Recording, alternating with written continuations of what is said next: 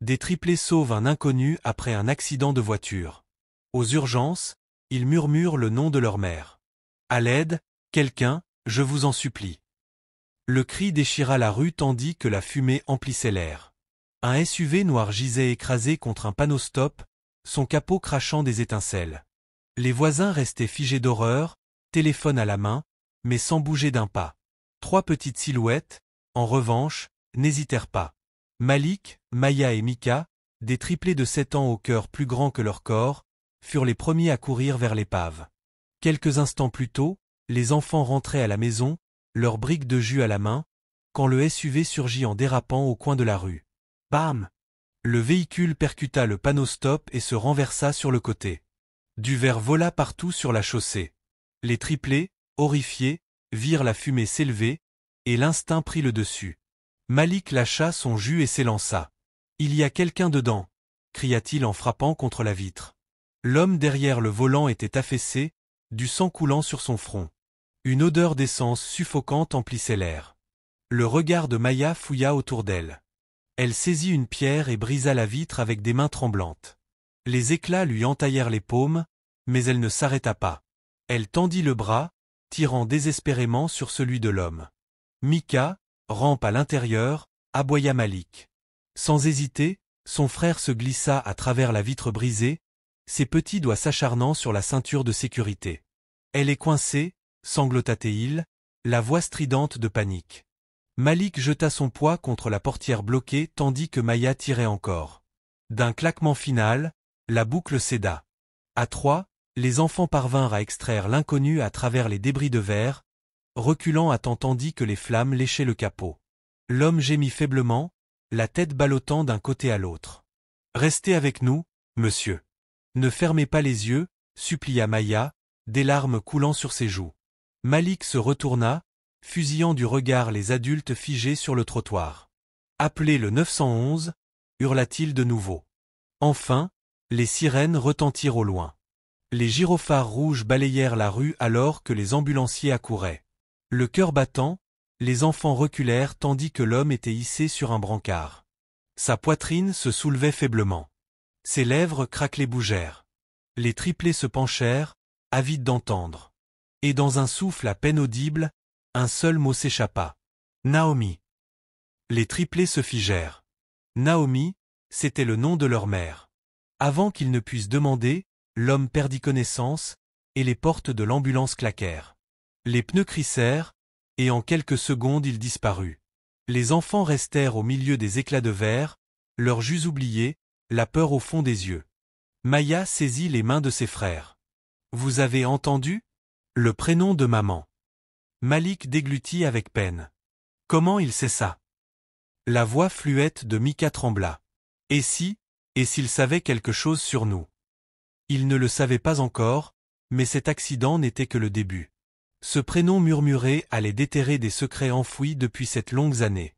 Rien dans leur monde ne serait plus jamais pareil. Aux urgences, les portes battantes claquèrent et l'inconnu fut précipité à l'intérieur. Le sang maculait le brancard, les moniteurs hurlaient, les infirmières criaient des codes incompréhensibles aux oreilles des enfants. Malik, Maya et Mika collèrent leurs petits visages contre la vitre, refusant de partir tant qu'ils n'auraient pas de réponse. Évacuer le couloir, aboya un médecin, les repoussant. Mais les triplés ne bougèrent pas. Comment auraient-ils pu? L'homme avait prononcé le nom de leur mère. Les minutes s'étirèrent en heures. Enfin, une infirmière sortit, secouant la tête. Son état est critique, mais pour l'instant il est stable. Les enfants se serrèrent les uns contre les autres, frissonnant sous la lumière froide des néons. Malik trouva le courage de demander. « Madame, qu'a-t-il dit dans l'ambulance » L'infirmière fronça les sourcils. Un seul mot. Un prénom. Naomi. Maya laissa échapper un hoquet. Mika serra sa main très fort. Il n'avait pas besoin d'entendre davantage. C'était bien le nom de leur maman. Quelques instants plus tard, les portes automatiques s'ouvrirent de nouveau. Et elle apparut. Naomi. Leur mère. Toujours en blouse d'infirmière après son service à la clinique communautaire, les yeux écarquillés en voyant ses enfants recroquevillés dans un coin. « Qu'est-ce que vous faites ici? Pourquoi n'êtes-vous pas à la maison ?» Sa voix oscillait entre colère et peur. Maman, murmura Maya. C'est lui, l'homme là-dedans. Il a dit ton prénom. Naomi se figea, le souffle coupé. Lentement, elle tourna la tête vers les portes de réanimation. À travers la vitre étroite, elle aperçut l'homme allongé, la poitrine se soulevant sous les tuyaux et les fils. Un instant, tout son corps se raidit comme si elle avait vu un fantôme. Les enfants, dit-elle d'une voix tremblante. Sortez attendre. Maintenant. Mais maman. Maintenant, coupa-t-elle, plus dure qu'elle ne l'avait jamais été avec eux. Ses yeux brillaient de larmes contenues. Les triplés comprirent qu'il valait mieux obéir. Dehors, ils s'assirent sur les marches, silencieux sous la lueur rouge de l'enseigne de l'hôpital. Malik serra les poings. Elle le connaît. J'ai vu son visage. Maya acquiesça. Elle avait peur. Mika chuchota. Pourquoi elle nous cache ça? Quand Naomi sortit enfin, son visage était calme. Trop calme. Elle serra ses enfants contre elle et les embrassa sur le front. Écoutez-moi. Cet homme, ce n'est personne. Vous m'entendez? Un inconnu. Oubliez ce qu'il a dit. Mais les triplés échangèrent un regard secret. Jamais encore ils n'avaient vu leur mère trembler ainsi. Et ils savaient, au fond d'eux, que ce que Naomi cachait dépassait toutes les histoires qu'elle avait pu leur raconter. Plus tard dans la nuit, alors que la maison était silencieuse, Maya se glissa dans la chambre de sa mère. Dans le tiroir du bas, sous des pulls pliés, elle le trouva, une photo défraîchie. Naomi, plus jeune, souriante, aux côtés du même homme qu'ils avaient tiré du SUV en flammes. Le cœur battant, Maya glissa la photo sous son oreiller. « Maman nous ment », murmura-t-elle dans le noir. Et pour la première fois, les triplés comprirent. L'accident n'avait pas seulement introduit un inconnu dans leur vie. Il avait ramené le passé de leur mère en plein dans leur salon. « Maman, qui est-ce » demanda Malik d'une voix ferme, brisant le silence tendu du dîner. Les fourchettes tintaient contre les assiettes, mais personne ne mangeait. Les yeux des triplés restaient fixés sur Naomi, leur mère, raide sur sa chaise. La main de Naomi trembla lorsqu'elle posa sa fourchette. « Ce n'est personne », souffla-t-elle trop vite, trop sèchement. « Juste un homme blessé, voilà tout. » « Mais il a dit ton prénom, » insista Maya, les sourcils froncés. « Pas n'importe quel prénom, le tien. Pourquoi un inconnu ferait-il ça ?» Les yeux de Naomi s'illuminèrent d'un éclat fugace. Un instant, la peur et la tristesse traversèrent son regard. Puis elle baissa les yeux vers son assiette. « Les enfants, cessez de poser des questions qui ne vous concernent pas. » Sa voix était ferme, mais ses mains la trahissaient. Malik remarqua la façon dont ses doigts serraient convulsivement sa serviette, et la rapidité de sa respiration. Elle mentait. Il le savait. Après le dîner, Naomi ramassa la vaisselle et disparut dans sa chambre, refermant la porte derrière elle. Les enfants restèrent dans le salon, chuchotant avec fébrilité. « Elle cache quelque chose » grogna Malik. « On aurait dit qu'elle voyait un fantôme » ajouta Maya. Mika se mordilla la lèvre. « Peut-être qu'il est dangereux. » Mais Maya secoua la tête. Non, il n'avait pas l'air dangereux. Il avait peur. Et maman aussi. Plus tard dans la nuit, alors que Naomi prenait sa douche, Maya s'introduisit sur la pointe des pieds dans la chambre de sa mère. Ses petites mains fouillèrent les tiroirs, à la recherche de réponses. Tout au fond, sous une pile de vieux pulls, elle le trouva, une photographie. Son souffle se bloqua. Sur la photo fanée, Naomi paraissait plus jeune, rayonnante, son sourire large et insouciant. Et à ses côtés, le bras passé autour de sa taille, se tenait le même homme qu'ils avaient tiré du SUV, celui qui gisait maintenant sur un lit d'hôpital. Le cœur battant à tout rompre, Maya fourra la photo dans sa poche. Elle tenait une preuve. Quand Naomi revint, une serviette autour des épaules, elle remarqua le tiroir entrouvert. Ses yeux se plissèrent. « Qu'est-ce que vous faisiez ici ?» Maya se figea. Malik intervint aussitôt pour la couvrir. On cherchait juste la vieille Bible de maman. Naomi soupira, mais sa voix se fit plus tranchante. « Écoutez-moi bien, tous les trois. Ne fouillez pas dans mon passé. Certaines choses doivent rester enterrées. Compris ?» Les triplés hochèrent lentement la tête, mais au fond d'eux, leur cœur brûlait de défi. Cette nuit-là, une fois Naomi endormie, ils se regroupèrent dans leur chambre partagée. Malik serra son poing. « Elle ment. Cet homme compte pour elle. Maya sortit la photographie de sa poche et la tint sous la lueur du veilleuse. Elle le connaissait, chuchota-t-elle. Elle l'aimait. Mika déglutit, la voix tremblante. Alors pourquoi elle ne nous l'a jamais dit? Personne n'avait la réponse. Mais une chose était sûre, quel que soit le secret que Naomi cachait, les triplés n'allaient pas s'arrêter avant de le découvrir. Les couloirs de l'hôpital bourdonnaient du rythme régulier des machines, des pas et des voix basses. Derrière une porte close, l'homme que les triplés avaient sorti de l'épave reposait en silence, relié à la vie par des fils et des tubes. Les médecins l'appelaient un miracle. Son cœur s'était arrêté une fois pendant l'opération, mais il avait survécu. Les infirmières murmuraient sur sa force, sur cette étrange habitude qu'il avait, même inconscient, de répéter le même prénom, celui de Naomi. Pendant des jours, Naomi évita l'hôpital, prétextant le travail et les courses. Mais ses enfants ne pouvaient chasser de leur esprit son visage meurtri, ni la façon dont il avait prononcé le nom de leur mère. La curiosité les rongeait, jusqu'à ce que Malik, téméraire comme toujours, prenne la décision. On y va, déclara-t-il, debout au milieu de leur chambre, la détermination dans les yeux. À l'hôpital? Demanda Mika, la voix tremblante. Oui, répondit fermement Malik. On l'a sauvée. On mérite de savoir la vérité. Maya serra contre elle la photographie cachée. Chaque nuit depuis qu'elle l'avait trouvée, elle la contemplait sous les draps, ce sourire figé de sa mère aux côtés de l'homme qui luttait aujourd'hui pour sa vie. Si on y va, murmura-t-elle, il faut être prudent. Maman ne doit pas le savoir. Le lendemain après-midi, tandis que Naomi faisait un service tardif, les triplés délaissèrent le terrain de jeu et prirent à la place le long chemin vers l'hôpital. Les portes automatiques s'ouvrirent dans un souffle, l'odeur d'antiseptique les enveloppant alors qu'ils s'infiltraient discrètement. Ils errèrent dans les couloirs étincelants, trop petits pour attirer l'attention, jusqu'à atteindre l'unité de soins intensifs. Malik jeta un coup d'œil au détour du couloir. Une infirmière venait de quitter son poste. Le moment était parfait. Venez, souffla-t-il, et tous trois se faufilèrent dans la chambre faiblement éclairée. Il était là. L'homme de l'accident. Son corps immobile, la poitrine se soulevant et s'abaissant au rythme régulier du respirateur. Sa peau pâle sous la lumière crue, son visage marqué de bleu et de bandages. Les enfants restèrent figés, soudain incertains. Ce fut Mika qui brisa le silence. Il n'a pas l'air effrayant, murmura-t-il doucement. Il a l'air triste. Maya s'avança vers le lit, sa petite main flottant juste au-dessus de la sienne. Elle ne le toucha pas.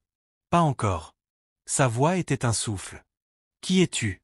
Pourquoi tu connais notre maman? Comme si ses paroles l'avaient atteint à travers la brume, l'homme remua. Ses paupières battirent. Ses lèvres s'entr'ouvrirent avec effort.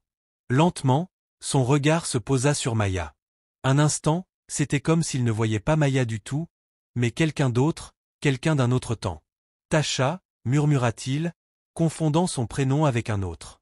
Des larmes emplirent ses yeux, sa main trembla faiblement contre les draps. Le souffle de Maya se coupa. Non, c'est Maya, dit-elle précipitamment.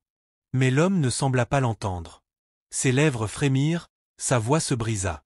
Naomi, murmura-t-il, ces mots faibles mais clairs cette fois. Naomi, pardonne-moi. La pièce se figea. Les triplés se regardèrent, le cœur battant. Pardonne? Qu'est-ce qu'il voulait dire? Le pardonner pourquoi? Malik serra les poings. Il la connaît, marmonna-t-il. Il connaît maman. Ce n'est pas un inconnu. Mika tira sur sa manche. Et si c'était notre? Mais avant qu'il ne termine, la porte s'ouvrit brusquement. Une infirmière resta figée sur le seuil, les yeux écarquillés de stupeur. Qu'est-ce que vous faites ici? Siffla-t-elle en se précipitant vers eux. Vous n'avez pas le droit d'être dans cette chambre. Malik tenta de s'expliquer. On voulait juste. Pas d'excuses, trancha l'infirmière, les repoussant dans le couloir. C'est dangereux. Si votre mère apprend ça. Elle s'interrompit, se mordant la lèvre. Attendez une minute. Vous êtes bien. Les enfants de Naomi, pas vrai? Les triplés se figèrent, leurs yeux s'écarquillant d'un même mouvement. Comment savait-elle? L'infirmière soupira, secouant la tête. Je dois appeler votre maman. C'est elle qui réglera ça. L'estomac de Maya se noie. Si Naomi découvrait qu'ils étaient venus ici en cachette, les conséquences seraient terribles. Mais même tandis que l'infirmière marchait vers le téléphone, Maya ne pouvait cesser de rejouer en boucle les mots brisés de l'homme dans sa tête. Naomi, pardonne-moi. Le pardonner pourquoi? Et pourquoi avait-il parlé comme un homme écrasé par un fardeau bien plus lourd que ses os fracturés? Alors qu'on les traînait hors de la salle de soins intensifs, leur cœur battait à tout rompre, plein de questions. Le secret dans lequel ils venaient de trébucher était bien plus profond qu'ils ne l'avaient jamais imaginé. Et ils allaient découvrir que le passé de leur mère n'était pas qu'une histoire cachée dans de vieilles photos. Il était là, vivant, respirant, allongé dans un lit d'hôpital, prêt à bouleverser leur vie à jamais. La cour de récréation bourdonnait avant même que la première cloche ne sonne. Les enfants se regroupaient en cercle, chuchotant, pointant du doigt, les yeux agrandis par la curiosité. L'histoire s'était répandue comme une traînée de poudre. 3 enfants de 7 ans avaient sorti un homme adulte d'un SUV en flammes. Les enseignants en avaient parlé dans la salle du personnel. Les parents, à l'église, secouaient la tête d'admiration. Et maintenant, toute l'école connaissait le nom des héros. C'est eux, cria une fille en désignant Malik, Maya et Mika qui franchissaient les grilles de l'école. Les triplés qui ont sauvé cet homme. En quelques secondes, ils furent entourés. Des mains se tendaient pour les toucher. Les questions fusaient comme des flèches. C'était comment? Y avait du sang. Est-ce qu'il est mort? Vous êtes célèbre maintenant? Malik bomba le torse, un éclat de fierté traversant son visage. On a juste fait ce qu'il fallait, dit-il d'un ton détaché, mais son cœur gonflait d'orgueil. Maya tenta de sourire, mal à l'aise sous toute cette attention. Mika traîna des pieds, marmonnant. On l'a juste aidé, c'est tout. Pendant un instant, ils se sentirent comme des célébrités. Mais bientôt vinrent les ombres, des voix qui ne sonnaient pas comme des éloges. Des héros sans père, ricana une voix au fond de la foule. C'était Desaun, la grande gueule de CE2. Il croisa les bras, ses yeux brillants de cruauté. Vous jouez les sauveurs, mais tout le monde sait que votre daron s'est barré. Ce mec, il a sûrement fait pareil. Peut-être que c'est pour ça qu'il a dit le prénom de votre mère. Elle ramasse les abandonnés. Les mots tranchèrent comme une lame. La foule halta, certains enfants ricanant nerveusement, d'autres détournant le regard dans un silence gêné. Les poings de Malik se serrèrent aussitôt. Les yeux de Maya brûlèrent de larmes, mais elle les retint. Et Mika, le doux, le discret Mika, craqua soudain. « Tais-toi » hurla-t-il, la voix tremblante de rage. « Ne parle pas de notre maman comme ça. » Desaun ricana. « Sinon quoi ?» Et avant que quiconque ne puisse intervenir, Mika bondit. Ses petits poings volèrent, surprenant Desaun. Les 2 garçons roulèrent au sol, soulevant la poussière, les cris fendirent la cour. Malik tenta de tirer son frère en arrière. Maya criait d'arrêter, mais la foule ne faisait que s'agrandir. Des professeurs accoururent, séparant les garçons. La lèvre de Mika saignait. Le nez de Desaun coulait rouge. La voix de l'enseignante tonna au-dessus du chaos. Mika Johnson. Desaun Carter. Bureau du principal. Tout de suite. Les triplés patientèrent devant le bureau du directeur, une lourde tension dans l'air. Malik faisait les 100 pas, furieux de l'insulte, furieux que son frère ait mordu à l'hameçon. Maya serrait fort son cahier, le ventre noué par la peur. Mika restait affalé, honteux de son éclat. À l'intérieur, le principal les sermonnait sévèrement. La violence n'est jamais une solution, dit-elle, mais ses yeux s'adoucirent en croisant ceux de Mika. Je comprends pourquoi tu étais en colère. Mais les règles sont les règles. Vous passerez le reste de la journée en retenue. Les triplés s'assirent dans la salle de retenue silencieuse, l'horloge tic-tacant au-dessus d'eux. Malik se pencha, murmurant pour que le surveillant n'entende pas. Voilà pourquoi on doit fermer nos bouches. Si les gens apprennent pour lui, pour l'homme à l'hôpital, ils s'en serviront contre nous. Mais il compte, répliqua Maya à voix basse. Elle sortit la photo usée de sa poche et la posa doucement sur le bureau. Ce n'est pas juste un inconnu. Il connaissait maman. Il l'aimait. On ne peut pas faire comme s'il n'existait pas. Mika effleura la photo du bout des doigts, tremblant. Et si c'était notre père? La mâchoire de Malik se contracta. Alors maman nous a menti toute notre vie. Le poids des mots les écrasa. Aucun d'eux ne voulait y croire. Mais aucun d'eux ne pouvait l'ignorer non plus. Quand la dernière cloche sonna, ils se traînèrent vers la sortie, fatigués et tendus. Naomi les attendait déjà, sa silhouette découpée par le soleil à travers les portes vitrées. Les bras croisés, le visage fermé de colère. Qu'est-ce que j'entends à propos d'une bagarre? Elle les fusilla du regard dès qu'ils approchèrent. Sa voix était basse, dangereuse. Tout le monde parle. Tout le monde murmure mon nom maintenant. Maya entr'ouvrit la bouche, mais Naomi leva la main. Pas un mot. Vous comprenez à quel point c'est humiliant? Vous me traînez dans la boue, vous laissez les gens parler de moi comme si j'étais. Elle s'interrompit, secouant la tête. Les triplés restèrent figés. Pour une fois, Malik n'eut pas de réplique. Maya n'eut pas de question. Mika n'eut pas d'excuse. Ils voyaient la douleur derrière la colère de leur mère, la peur qu'elle tentait désespérément de masquer. À partir de maintenant, déclara Naomi d'une voix ferme, vous ne reparlez plus jamais de cet homme. Ni à l'école, ni à l'église, ni nulle part. Compris? Oui, maman, murmurèrent-ils en chœur. Elle se retourna brusquement et les ramena à la maison en silence. Mais tandis qu'ils la suivaient, les triplés échangèrent des regards. Sa colère ne faisait que confirmer ce qu'ils savaient déjà. Il ne s'agissait pas de ragot, ni de honte. Il s'agissait de la vérité que Naomi cachait. Et plus elle tentait de l'enterrer, plus eux étaient déterminés à la déterrer. La nuit fut agitée. Naomi resta assise à la table de la cuisine longtemps après que ses enfants se furent couchés, fixant une tasse de thé intacte. Ses mains tremblaient, sa respiration saccadée. Mais son esprit revenait toujours à une image. Darius, allongé dans ce lit d'hôpital, brisé mais vivant. Le son de sa voix la hantait. Ce murmure, cette supplique. Naomi, pardonne-moi. Elle ne l'avait pas vu depuis presque 8 ans. Elle avait juré de ne plus jamais prononcer son nom. Et pourtant, le voilà, ressurgissant des ombres de son passé, ravivant des cicatrices qu'elle croyait effacées. La porte d'entrée grinça. Sa meilleure amie, tante Rochelle, entra sans frapper. Rochelle était le pilier de Naomi depuis le lycée. Langue acérée, grand cœur, intrépide, elle savait quand quelque chose n'allait pas. Elle le sentait même à l'autre bout du quartier. « Fille !» dit Rochelle en posant son sac. « J'ai entendu la nouvelle. Tu vas pas me dire que l'homme que tes gosses ont sorti de cette voiture, c'est lui ?» La tête de Naomi se releva d'un coup, ses yeux se plissant. Baisse d'un ton. Les enfants ne doivent pas savoir. Rochelle tira une chaise et s'assit en face d'elle. Naomi, tes gosses ne sont pas idiots. Ils savent déjà qu'il y a quelque chose. Tu ne pourras pas cacher ça éternellement. Naomi enfouit son visage dans ses mains, retenant ses larmes. Je ne peux pas, Rochelle. Je ne peux pas revenir en arrière. J'ai construit ma vie sans lui. J'ai élevé mes bébés seul. Il n'a pas le droit de revenir après toutes ces années. La voix de Rochelle s'adoucit.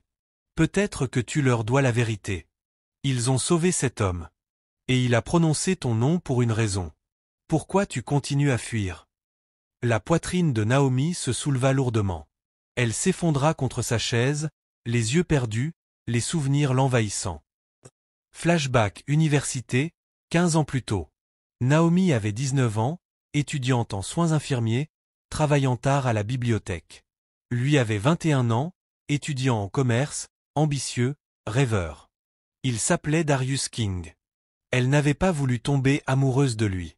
Il était trop sûr de lui, trop charmeur, le genre de garçon dont on chuchotait dans les dortoirs. Mais avec elle, Darius était différent. Il l'attendait après les cours. Portait ses livres. Écoutait quand elle parlait du décès de sa mère, du poids de s'élever seul avec un père presque absent. Un soir, en la raccompagnant, il s'arrêta sous un lampadaire. « Naomi, quand tu es là, je ne vois plus personne d'autre. Juste toi. » Elle avait ri, nerveuse, les joues en feu. Mais quand sa main frôla la sienne, quelque chose en elle murmura « oui ». Pendant 2 ans, ils furent inséparables. Les séances d'études devinrent des promenades. Les promenades, des promesses murmurées d'éternité. Naomi se sentait en sécurité dans ses bras. Elle le croyait quand il disait qu'il serait toujours là. Mais tout bascula. Quand Naomi lui annonça qu'elle était enceinte, son visage changea. Choc. Peur. Puis colère. Tu savais que je n'étais pas prêt, avait-il crié en faisant les 100 pas. J'ai des projets, Naomi. Je peux pas tout foutre en l'air pour un gamin. Naomi avait supplié qu'il s'assoie, qu'ils en parlent. Mais Darius avait claqué la porte ce soir-là. Et il n'était jamais revenu. Pendant des mois, Naomi avait essayé de l'appeler. Ses lettres restèrent sans réponse. Quand elle se rendit à son appartement, il était vide. Disparu. Laissant derrière lui seulement la honte et un ventre qui s'arrondissait. La déception de son père avait été pire que tout. Je t'avais prévenu, avait-il craché. Ce garçon ne valait rien. Regarde-toi maintenant. Naomi avait pleuré jusqu'à se sentir vidée. Mais quand les triplés étaient nés, elle s'était juré de ne plus jamais verser une larme pour Darius King. Elle élèverait ses bébés seule. Elle n'avait besoin de personne. Naomi cligna des yeux, tirée de ses souvenirs. Son thé était froid. Rochelle ne l'avait pas quitté des yeux. Alors c'est ça? Demanda-t-elle doucement. Il t'a laissé quand tu lui as annoncé la grossesse. La gorge de Naomi se serra. Oui. Il nous a abandonnés, Rochelle. Et je ne lui pardonnerai jamais. Jamais. Mais Rochelle pencha la tête, les sourcils froncés. Quelque chose colle pas. Naomi la foudroya du regard. Qu'est-ce que tu insinues? Écoute, Darius n'était pas parfait, mais il t'aimait. Tout le monde le voyait.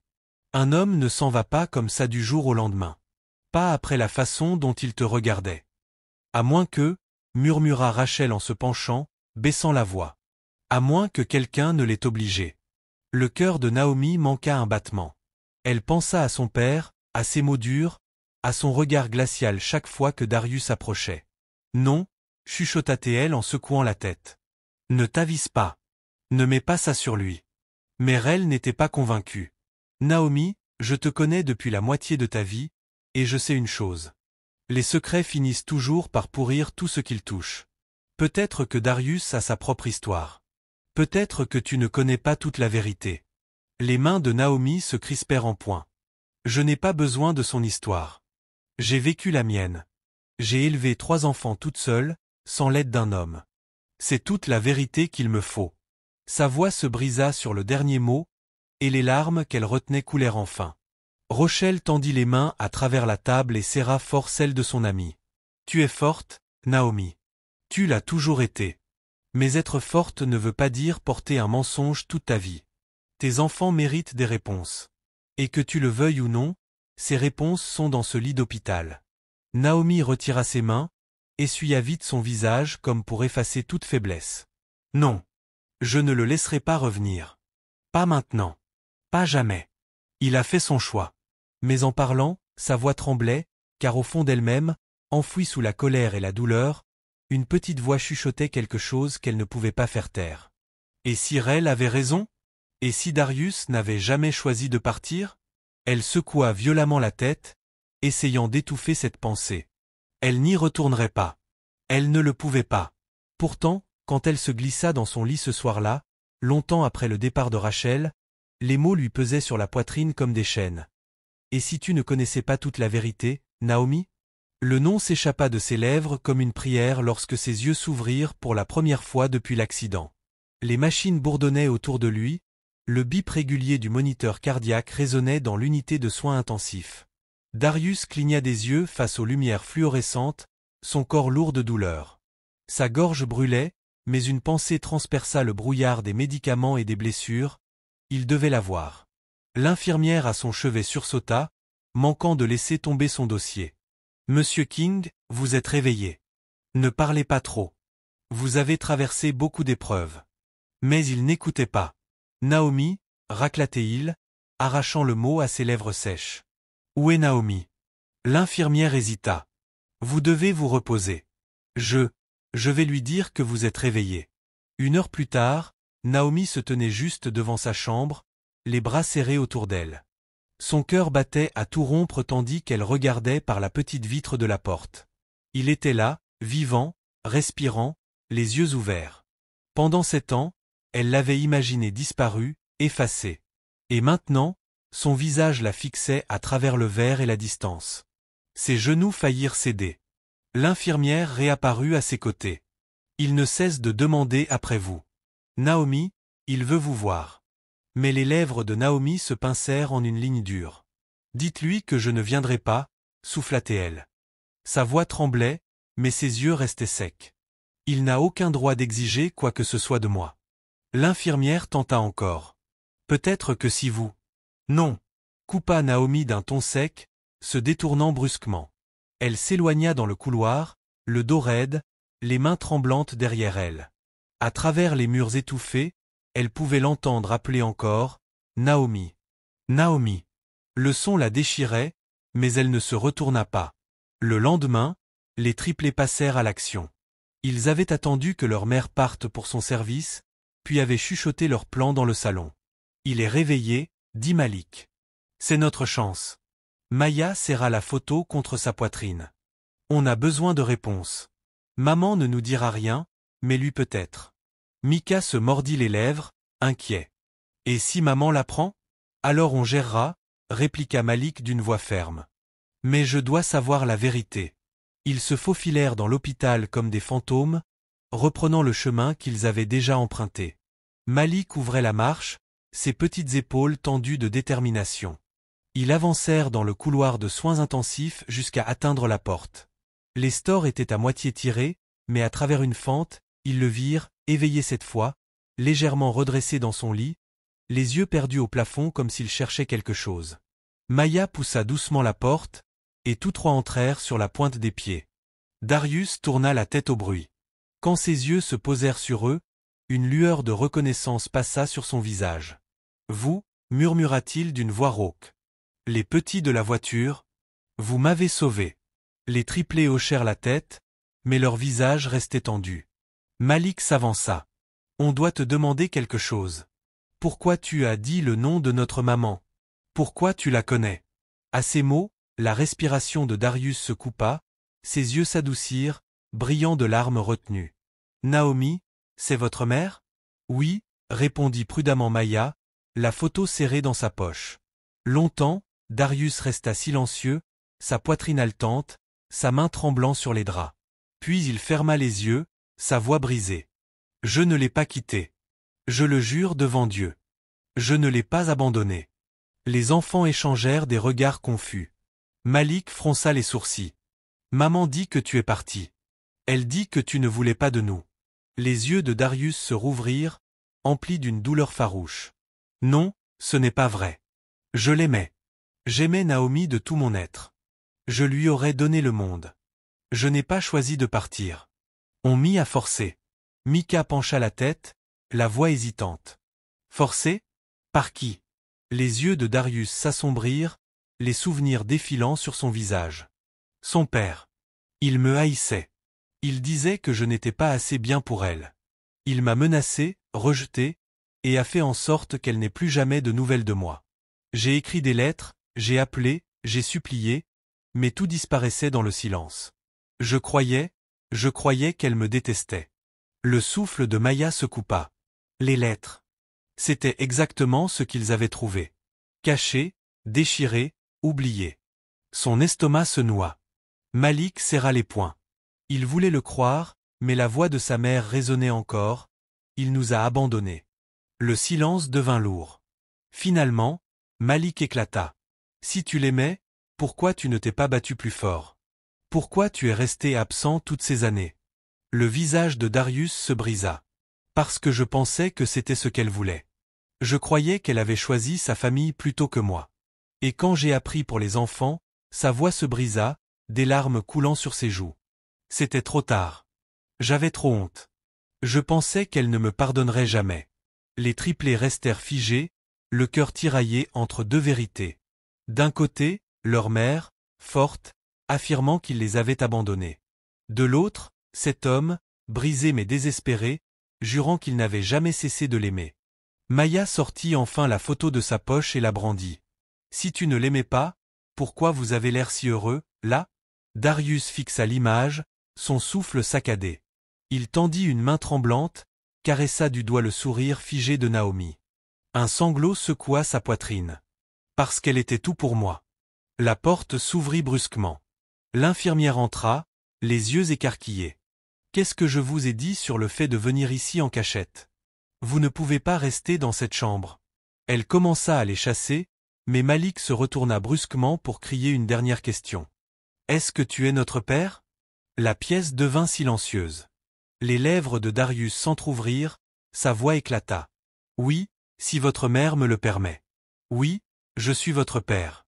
Les enfants restèrent figés, le cœur battant à tout rompre. L'infirmière les entraîna dehors, les grondant, mais le seul son qui importait résonnait encore dans leurs oreilles. Oui.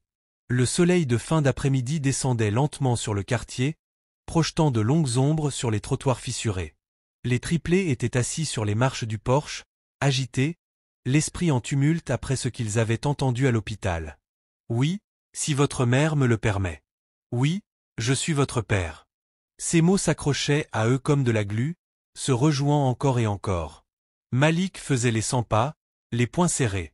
Maya fixait la photo délavée sur ses genoux, suivant du doigt le visage souriant de leur mère.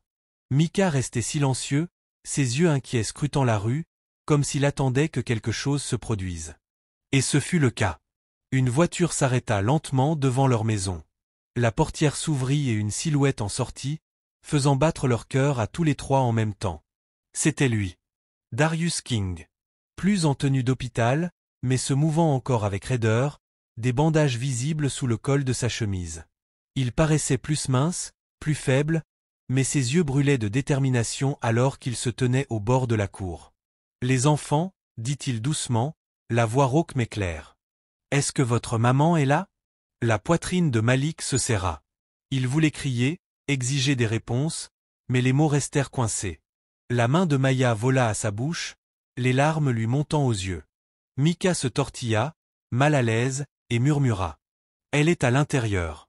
Le bruit de la porte d'entrée qui s'ouvrait le coupa net. Naomi sortit avec un panier de linge. Dès que ses yeux tombèrent sur lui, le panier glissa de ses mains, les vêtements s'éparpillèrent sur le porche. Son visage se vida de toutes couleurs. Toi, souffla-t-elle, sa voix un mélange de choc et de fureur. Darius fit un pas hésitant. Naomi, ne prononce pas mon nom. Siffla-t-elle, la voix tremblante. N'ose même pas.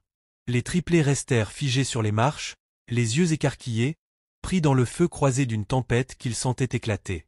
Je voulais juste te voir, dit Darius calmement. Expliquer. Expliquer quoi, Darius? Ricana-t-elle, amère, tranchante comme du verre. Comment tu m'as laissé avec 3 bébés et sans mari? Comment tu as disparu quand j'avais le plus besoin de toi? Qu'est-ce que tu pourrais dire que je n'ai pas déjà entendu dans mes cauchemars? Ces mots le frappèrent comme des coups, mais il ne broncha pas. Je ne t'ai pas quitté, Naomi. Je ne serais jamais parti de moi-même. On m'a chassé. Tu connais ton père. Ne fais pas ça, siffla-t-elle en s'avançant, les yeux flamboyants. Ne mets pas ça sur le dos de mon père. Tu as fait ton choix. Non. Sa voix monta, brisée par l'émotion. Je t'ai écrit. Je t'ai appelé. J'ai supplié. C'est lui qui m'a fermé toutes les portes. Il a détruit chaque lettre, chaque mot que j'ai essayé de t'envoyer. Tu crois que je ne voulais pas être là? Tu crois que je n'ai pas rêvé chaque nuit de tenir ces bébés dans mes bras? Le souffle de Naomi se coupa. Un instant, sa résolution vacilla. Mais sa mâchoire se raffermit aussitôt. Tu veux que je croie ça, après toutes ces années? Après le silence, après la douleur? Ne viens pas sur mon perron en prétendant être une victime. Les triplés restaient figés, leurs têtes allant de l'un à l'autre comme dans un match de tennis. Maya serrait la photo cachée sur ses genoux. Les poings de Malik tremblaient. La poitrine de Mika montait et descendait trop vite, la panique écrite sur son visage. La voix de Darius se brisa à nouveau, brute et désespérée. Naomi, je t'aimais. Je t'aime encore. Assez, hurla-t-elle, les larmes coulant enfin. Ne prononce pas ce mot devant moi. Tu n'as pas le droit de m'aimer après ce que tu as fait.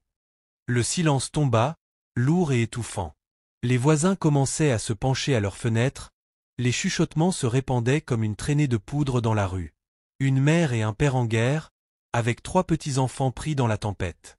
Naomi essuya son visage du revers de la main, sa voix retombant en un murmure glacial. Dégage de mon perron, Darius. Ne reviens jamais.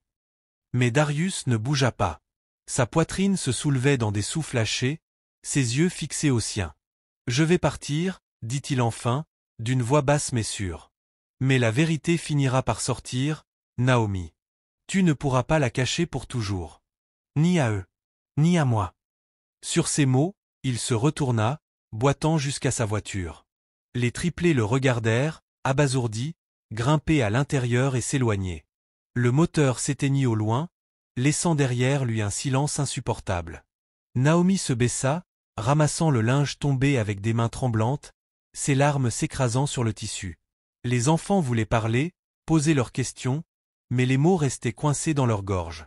Finalement, Malik murmura « Maman !» À l'intérieur, coupa Naomi sèchement, sans les regarder. « Maintenant !» Ils obéirent, traînant les pieds jusque dans la maison sans un mot. Mais quand la porte se referma derrière eux, le poids de ce qu'ils venaient de voir s'abattit sur leurs épaules.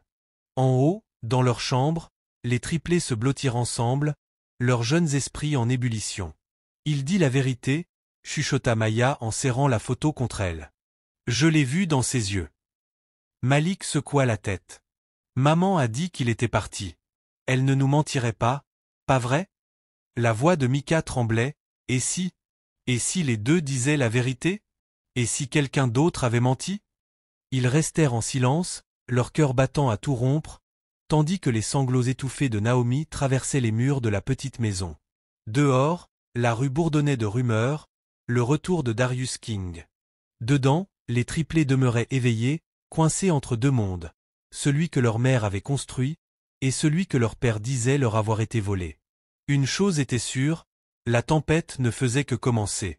Le lundi matin, le quartier tout entier bruissait déjà comme une ruche. La nouvelle du retour de Darius King s'était répandue plus vite qu'un incendie. Les murmures passaient des porches au coin de rue, des bancs d'église au salon de coiffure. Naomi tentait de garder la tête basse, mais partout où elle allait, elle sentait les regards sur elle, les voix s'éteignant à son passage. Les triplés l'avaient remarqué aussi. À l'air de jeu, leurs camarades ne les entouraient plus comme des héros. Désormais, ils murmuraient derrière leurs mains, les yeux fuyants. « C'est eux », lança un garçon. « Ceux dont le père est revenu. » Malik serra les poings, prêt à frapper, mais Maya le retint. Les yeux de Mika s'emplirent de larmes. Pour la première fois de leur vie, les triplés se sentirent étrangers dans leur propre quartier. Cet après-midi-là, Naomi envoya Malik au salon de coiffure avec $10 et pour consigne de se faire couper les cheveux avant les photos de classe. Il s'assit sur le vieux fauteuil en vinyle craqué, tentant de rester immobile sous le bourdonnement des tondeuses. Mais la vraie piqûre n'était pas celle de la lame contre son cuir chevelu. C'étaient les mots qui flottaient dans la pièce. MHM, je la connaissais bien, cette fille à l'époque, lança un homme d'un ton lourd de jugement. Naomi a toujours eu le goût des ennuis. Et ouais, ajouta un autre. Et voilà le résultat. 3 gosses, pas d'alliance, et le père qui revient après tout ce temps. C'est elle qui a dû le faire fuir. Les barbiers éclatèrent de rire en secouant la tête. Le sang de Malik bouillonnait, ses petits poings agrippés aux accoudoirs de la chaise. « C'est un mensonge !» cria-t-il, sa voix claquant dans la pièce comme un coup de fouet. Le rire mourut instantanément. Tous les regards se tournèrent vers lui. Le barbier s'immobilisa, la tondeuse bourdonnant en suspendant l'air. « C'est de ma maman que vous parlez », continua Malik, la voix tremblante mais farouche. « Elle n'est pas un problème. Elle nous a élevés toutes seules, et elle n'a pas besoin que vous disiez quoi que ce soit sur elle. » Les hommes se tortillèrent, mal à l'aise. Certains marmonnèrent des excuses, d'autres eurent un petit sourire amusé devant l'éclat du garçon. Le barbier posa une main ferme sur l'épaule de Malik. « Calme-toi, petit. Les gens parleront toujours. Le mieux que tu puisses faire, c'est de ne pas écouter. » Mais la mâchoire de Malik resta serrée. Il se tint raide sur sa chaise. Le bourdonnement des tondeuses s'effaçait derrière le feu de l'humiliation et de la colère qui brûlait dans sa poitrine. Pendant ce temps, à l'autre bout de la ville, Maya serrait la main de sa mère en entrant à l'église. Les bancs craquaient, la chorale fredonnait doucement, et la voix du pasteur s'élevait en louange. Mais Maya n'écoutait pas le sermon. Ses oreilles captaient seulement les chuchotements derrière elle. Naomi assise là comme si de rien n'était, murmura une femme. « Mais tu as entendu, pas vrai ? Cet homme de son passé est revenu, et ses enfants. Seigneur, aie pitié. On ne peut pas cacher la vérité éternellement. L'estomac de Maya se noua. Elle avait envie de se retourner pour crier, mais la peur d'humilier sa mère la paralysait. Elle jeta un regard à Naomi, qui restait droite, la tête haute, les yeux fixés sur la chair. Mais Maya vit la tension dans sa mâchoire, la façon dont ses mains se crispaient sur ses genoux. Maman les avait entendus, elle aussi. Après l'office, l'amie de Naomi, Rachel, l'a pris à part, parlant à voix basse. Les gens parlent, Naomi. Ils disent que tu as menti toutes ces années. Tu dois prendre les devants avant que ça empire. Mais Naomi secoua vivement la tête. Je ne dois rien à personne. Ma vie ne regarde qu'eux. Ce soir-là, les triplés se réunirent dans leur chambre.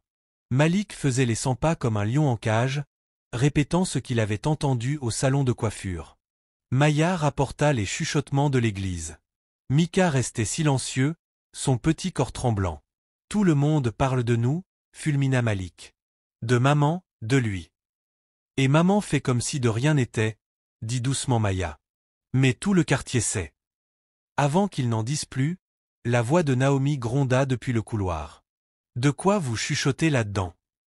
Elle entra dans la chambre, le regard tranchant, le corps tendu. Maya déglutit difficilement. Malik croisa les bras avec défi. Mika baissa les yeux vers le sol. Vous écoutez les gens, pas vrai? Accusa Naomi. À l'école, à l'église. Vous croyez que je ne le sais pas? Silence. La poitrine de Naomi montait et descendait alors qu'elle tentait de contenir sa fureur. Écoutez-moi bien. Je me fiche de ce que les gens disent dehors. Je me fiche des histoires qu'ils inventent.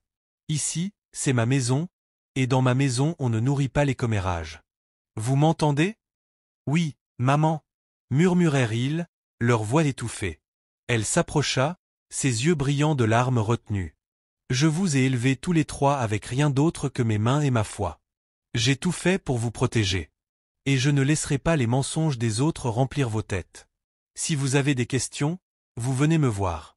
Pas la rue, pas les voisins, pas un homme qui croit me connaître. Sa voix se brisa sur les derniers mots. Elle se détourna brusquement, quittant la pièce avant qu'il ne puisse la voir craquer. Les triplés restèrent en silence, écrasés par le poids de son ordre. Les poings de Malik se desserrèrent lentement. Maya glissa la photo plus profondément dans sa tête d'oreiller. Mika chuchota. Mais si les rumeurs disaient vrai? Ni l'un ni l'autre ne répondit, car au fond d'eux, ils commençaient à se poser la même question. Cette nuit-là, alors que la maison s'assoupissait, Naomi restait seule dans la cuisine, le regard perdu par la fenêtre dans la rue sombre. Quelque part là dehors, Darius respirait le même air nocturne, portant sa version de la vérité. Et quelque part entre eux, ses enfants étaient coincés, déchirés entre loyauté et doute, innocence et éveil. La tension n'était plus seulement dans sa maison. Elle débordait, s'infiltrait dans le tissu même de leur communauté. Et Naomi savait que plus elle garderait ce secret, plus il serait difficile d'empêcher qu'il ne détruise tout.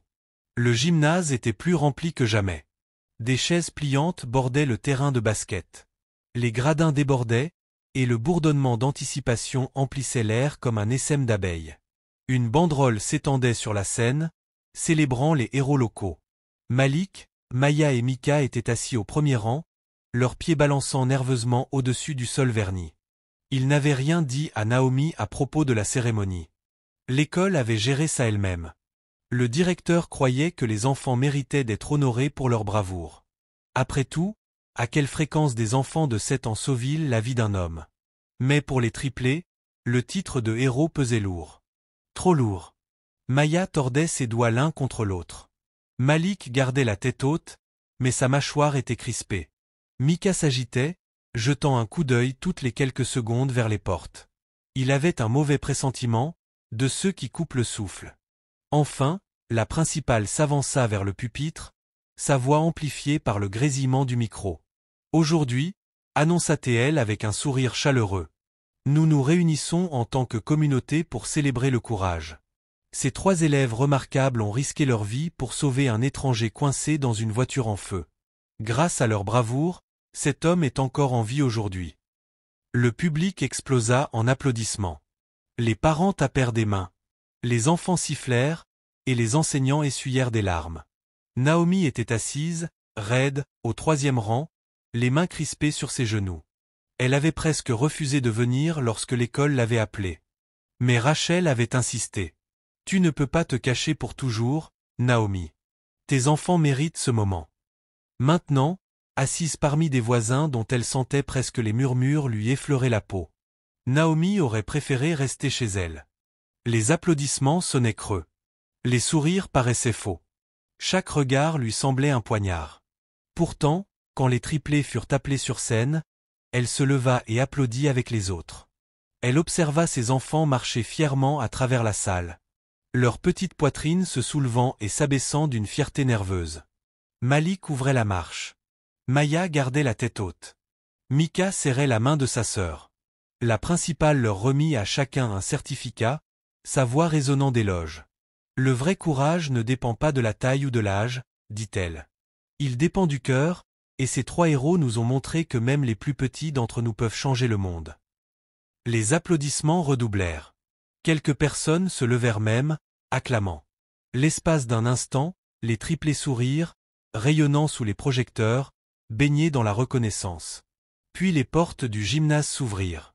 Le bruit résonna sur le parquet. Toutes les têtes se tournèrent, et le voilà, Darius King. Il avançait lentement, s'appuyant sur une canne, son corps encore faible. Mais sa présence indéniable. Des murmures parcoururent aussitôt la foule. Le ventre de Naomi se serra. Son souffle se bloqua dans sa gorge. Il n'aurait pas dû être là. Il n'avait aucun droit de venir. Mais les yeux de Darius n'étaient pas tournés vers la foule. Ils n'étaient pas tournés vers les murmures. Ils étaient rivés sur la scène, sur les 3 enfants qui le fixaient en retour. Leurs visages traversés par une tempête de confusion, d'espoir et de peur. Naomi bondit sur ses pieds, sa chaise claquant au sol. Non, siffla-t-elle entre ses dents. Même si son mot se perdit dans le brouhaha. La principale, inconsciente de la tension, sourit largement. Et il est tout à fait approprié, dit-elle, que nous rendions hommage à l'homme dont la vie a été sauvée. Veuillez accueillir Monsieur Darius King. Le gymnase explosa de nouveau, mais cette fois. Les applaudissements étaient inégaux, brisés par des murmures. Certains applaudissaient poliment, d'autres chuchotaient avec férocité. C'est lui. Hein? C'est pas l'ancien petit ami de Naomi? C'est le père des enfants, pas vrai? Seigneur, ça va mal tourner. Le visage de Naomi s'empourpra de honte. Rachel, assise à côté d'elle, serra son bras. Reste calme, lui souffla-t-elle. Mais le corps de Naomi tremblait de fureur. Darius atteignit la scène, sa canne claquant contre le sol. Il se posta aux côtés des enfants, sa présence imposante malgré sa faiblesse. Il regarda Malik, Maya et Mika, les yeux brillants de fierté. Puis il se tourna vers le micro.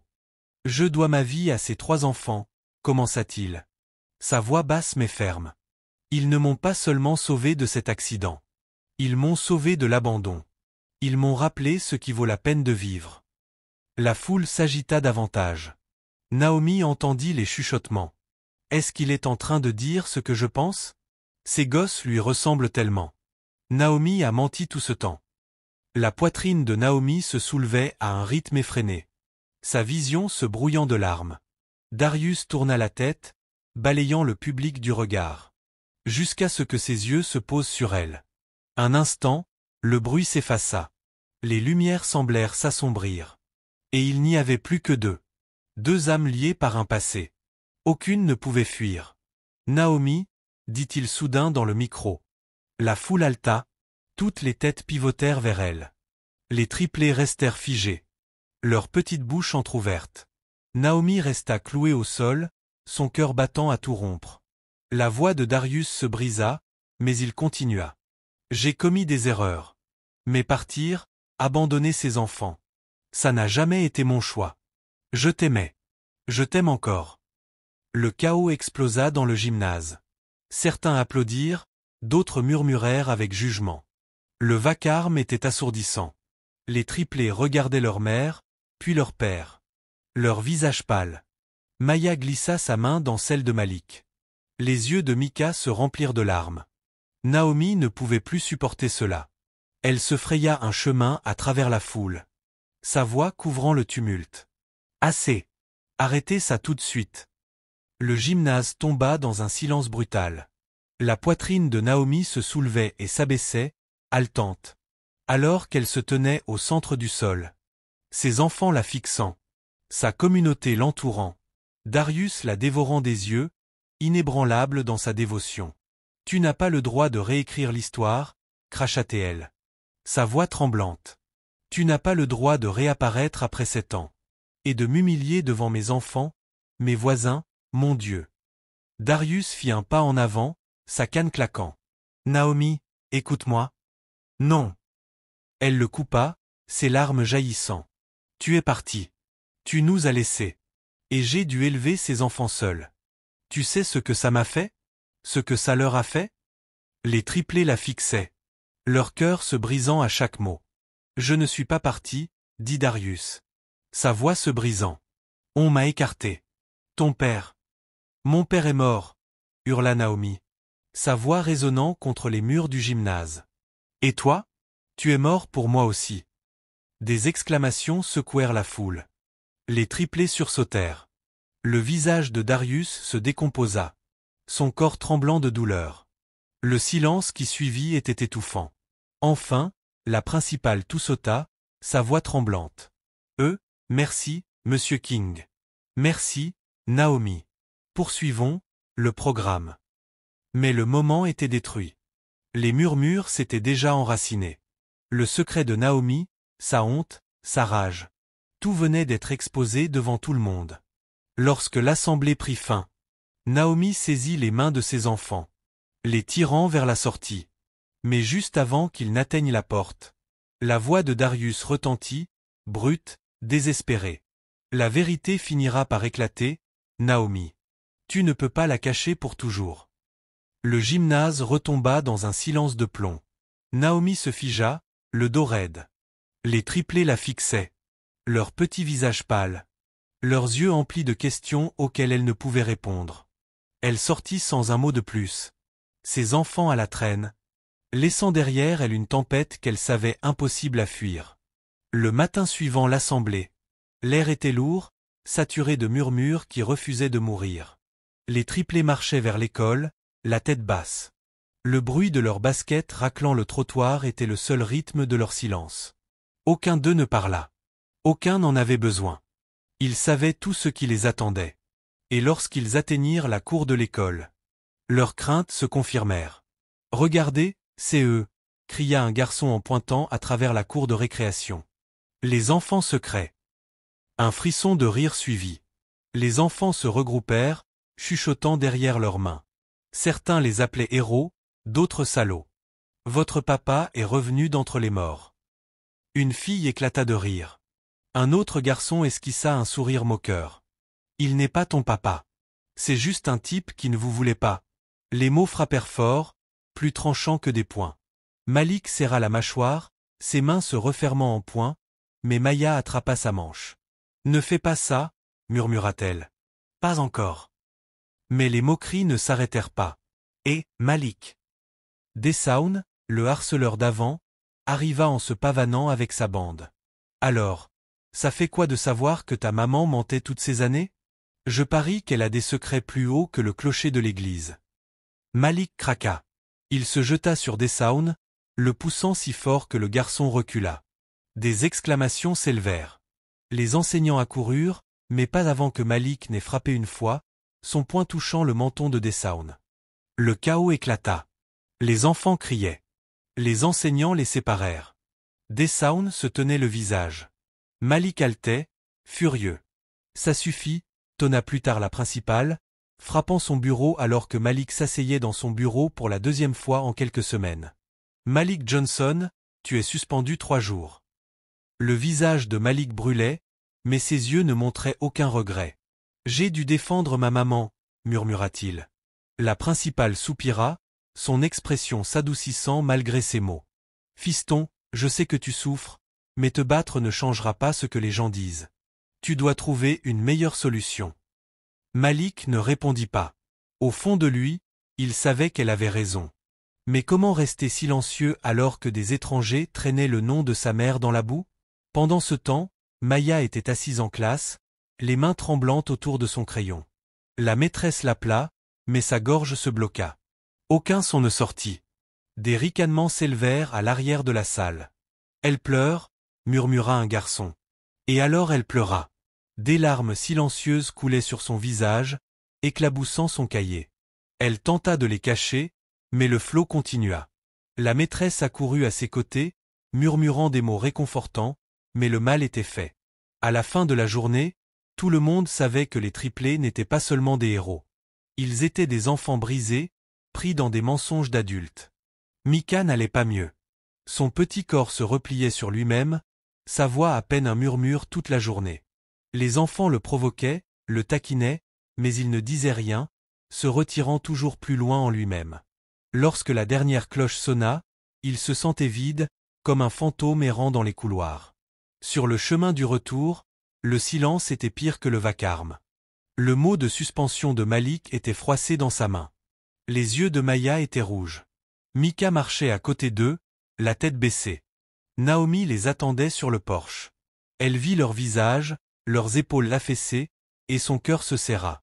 Mais lorsque Malik lui tendit le mot, sa propre honte avala sa douleur. « Tu t'es encore battu » cracha-t-elle, sa voix acérée. « Suspendu encore. »« J'ai dû le faire, maman » s'exclama Malik, les yeux brûlants. « Ils parlaient de toi, de nous. »« Peu m'importe ce qu'ils disent » hurla Naomi, la voix brisée. « Tu m'entends ? Peu m'importe. Tu ne lèves pas les mains, Malik. Pas pour eux. Pas pour moi. » Sa poitrine se souleva alors qu'elle se détournait, claquant la porte. Cette nuit-là, Rochelle la trouva dans la cuisine, affaissée sur la table, le visage enfoui dans ses mains. Le thé dans sa tasse était encore froid, intact. « Fille, » dit doucement Rochelle en tirant une chaise. « Tu ne peux pas continuer comme ça. Tu es en train de t'effondrer. » Naomi leva le visage, ses yeux rouges, ses joues striées de larmes. « Il me déteste, Rachel. Tout le quartier, l'école, même l'église. Partout où je vais, je le sens. Les escaliers, les murmures, comme si j'étais de la boue. » Rachel tendit la main à travers la table, saisissant fermement ses mains. « Non, pas toi, pas debout. Tu es une femme qui a fait des choix, comme tout le monde. Mais tu ne peux pas continuer à fuir le passé. C'est ça qui te tue. » Naomi secoua la tête violemment. « Non. Le passé est mort. Darius est mort pour moi. Si je le laisse entrer, si je dis la vérité, je perds tout ce que j'ai construit. Mes enfants, ils ne me pardonneront jamais. » « Ils te pardonneront plus vite qu'ils ne pardonneront un mensonge, » dit doucement Rochelle. « Fais-moi confiance. » Naomi craqua. Elle s'effondra contre la table, des sanglots déchirant sa poitrine, son corps tremblant. Rochelle lui frotta le dos, murmurant des paroles réconfortantes, mais rien ne soulageait le poids écrasant dans la poitrine de Naomi. À l'étage, les triplés écoutaient depuis le couloir. Ils s'étaient glissés hors du lit en entendant la voix de leur mère, basse et brisée. Elle avait dit que Darius était mort pour elle. Maya murmura, serrant le bras de Malik. Mais elle n'avait pas dit qu'il était parti. Les sourcils de Malik se froncèrent, son esprit en ébullition. Elle avait dit, si elle dit la vérité, elle perdra tout. Mika avala difficilement, sa petite voix tremblante. Et si la vérité, c'est qu'il n'est jamais parti? Et si maman avait menti? Les trois restèrent silencieux, le poids de tout cela pesant sur eux. Pour la première fois, ils commencèrent à voir leur mère non pas comme invincible, mais comme humaine, fragile, blessée, cachant sa peine. Lorsqu'ils se recouchèrent enfin, aucun d'eux ne dormit. Ils restèrent dans le noir, le cœur battant, le son des sanglots de leur mère résonnant à travers la maison. Le lendemain matin, Naomi se tint devant le miroir de la salle de bain, les yeux gonflés, le corps épuisé. Elle éclaboussa son visage d'eau, murmurant à son reflet. « Tiens bon pour eux. » Mais le reflet ne mentait pas. Elle se défaisait peu à peu, et à chaque murmure dans les rues, à chaque question dans les yeux de ses enfants, le fil de son secret se tendait, prêt à se rompre. Les retombées n'étaient pas terminées. Elles ne faisaient que commencer. La maison était silencieuse, mais pas paisible. Un silence comme celui d'une tempête avant qu'elle n'éclate. Naomi était partie tôt ce matin-là pour un service supplémentaire, laissant les triplés seuls avec des bols de céréales et le silence. Malik était assis à la table, tambourinant ses doigts nerveusement. Sa suspension signifiait qu'il n'irait pas à l'école, et Maya et Mika avaient faim des maux de ventre pour rester à la maison eux aussi. Personne ne voulait affronter encore une journée de chuchotement. Finalement, Malik abattit sa main sur la table. « J'en ai marre d'attendre », déclara-t-il. « On ne peut pas continuer à laisser maman raconter la moitié de l'histoire. Si elle ne nous donne pas de réponse, on les trouvera nous-mêmes. » Mika se tortilla sur sa chaise, nerveux. « Qu'est-ce que tu veux dire ? » « Je veux dire, » répondit Malik fermement, « qu'on cherche. Maman cache quelque chose. Vous l'avez entendu avec tante Rochelle. Elle a dit que si elle disait la vérité, elle perdrait tout. Ça veut dire que la vérité est quelque part dans cette maison. » Maya se mordit la lèvre, son regard glissant vers le couloir. « Tu penses à sa chambre, pas vrai ?»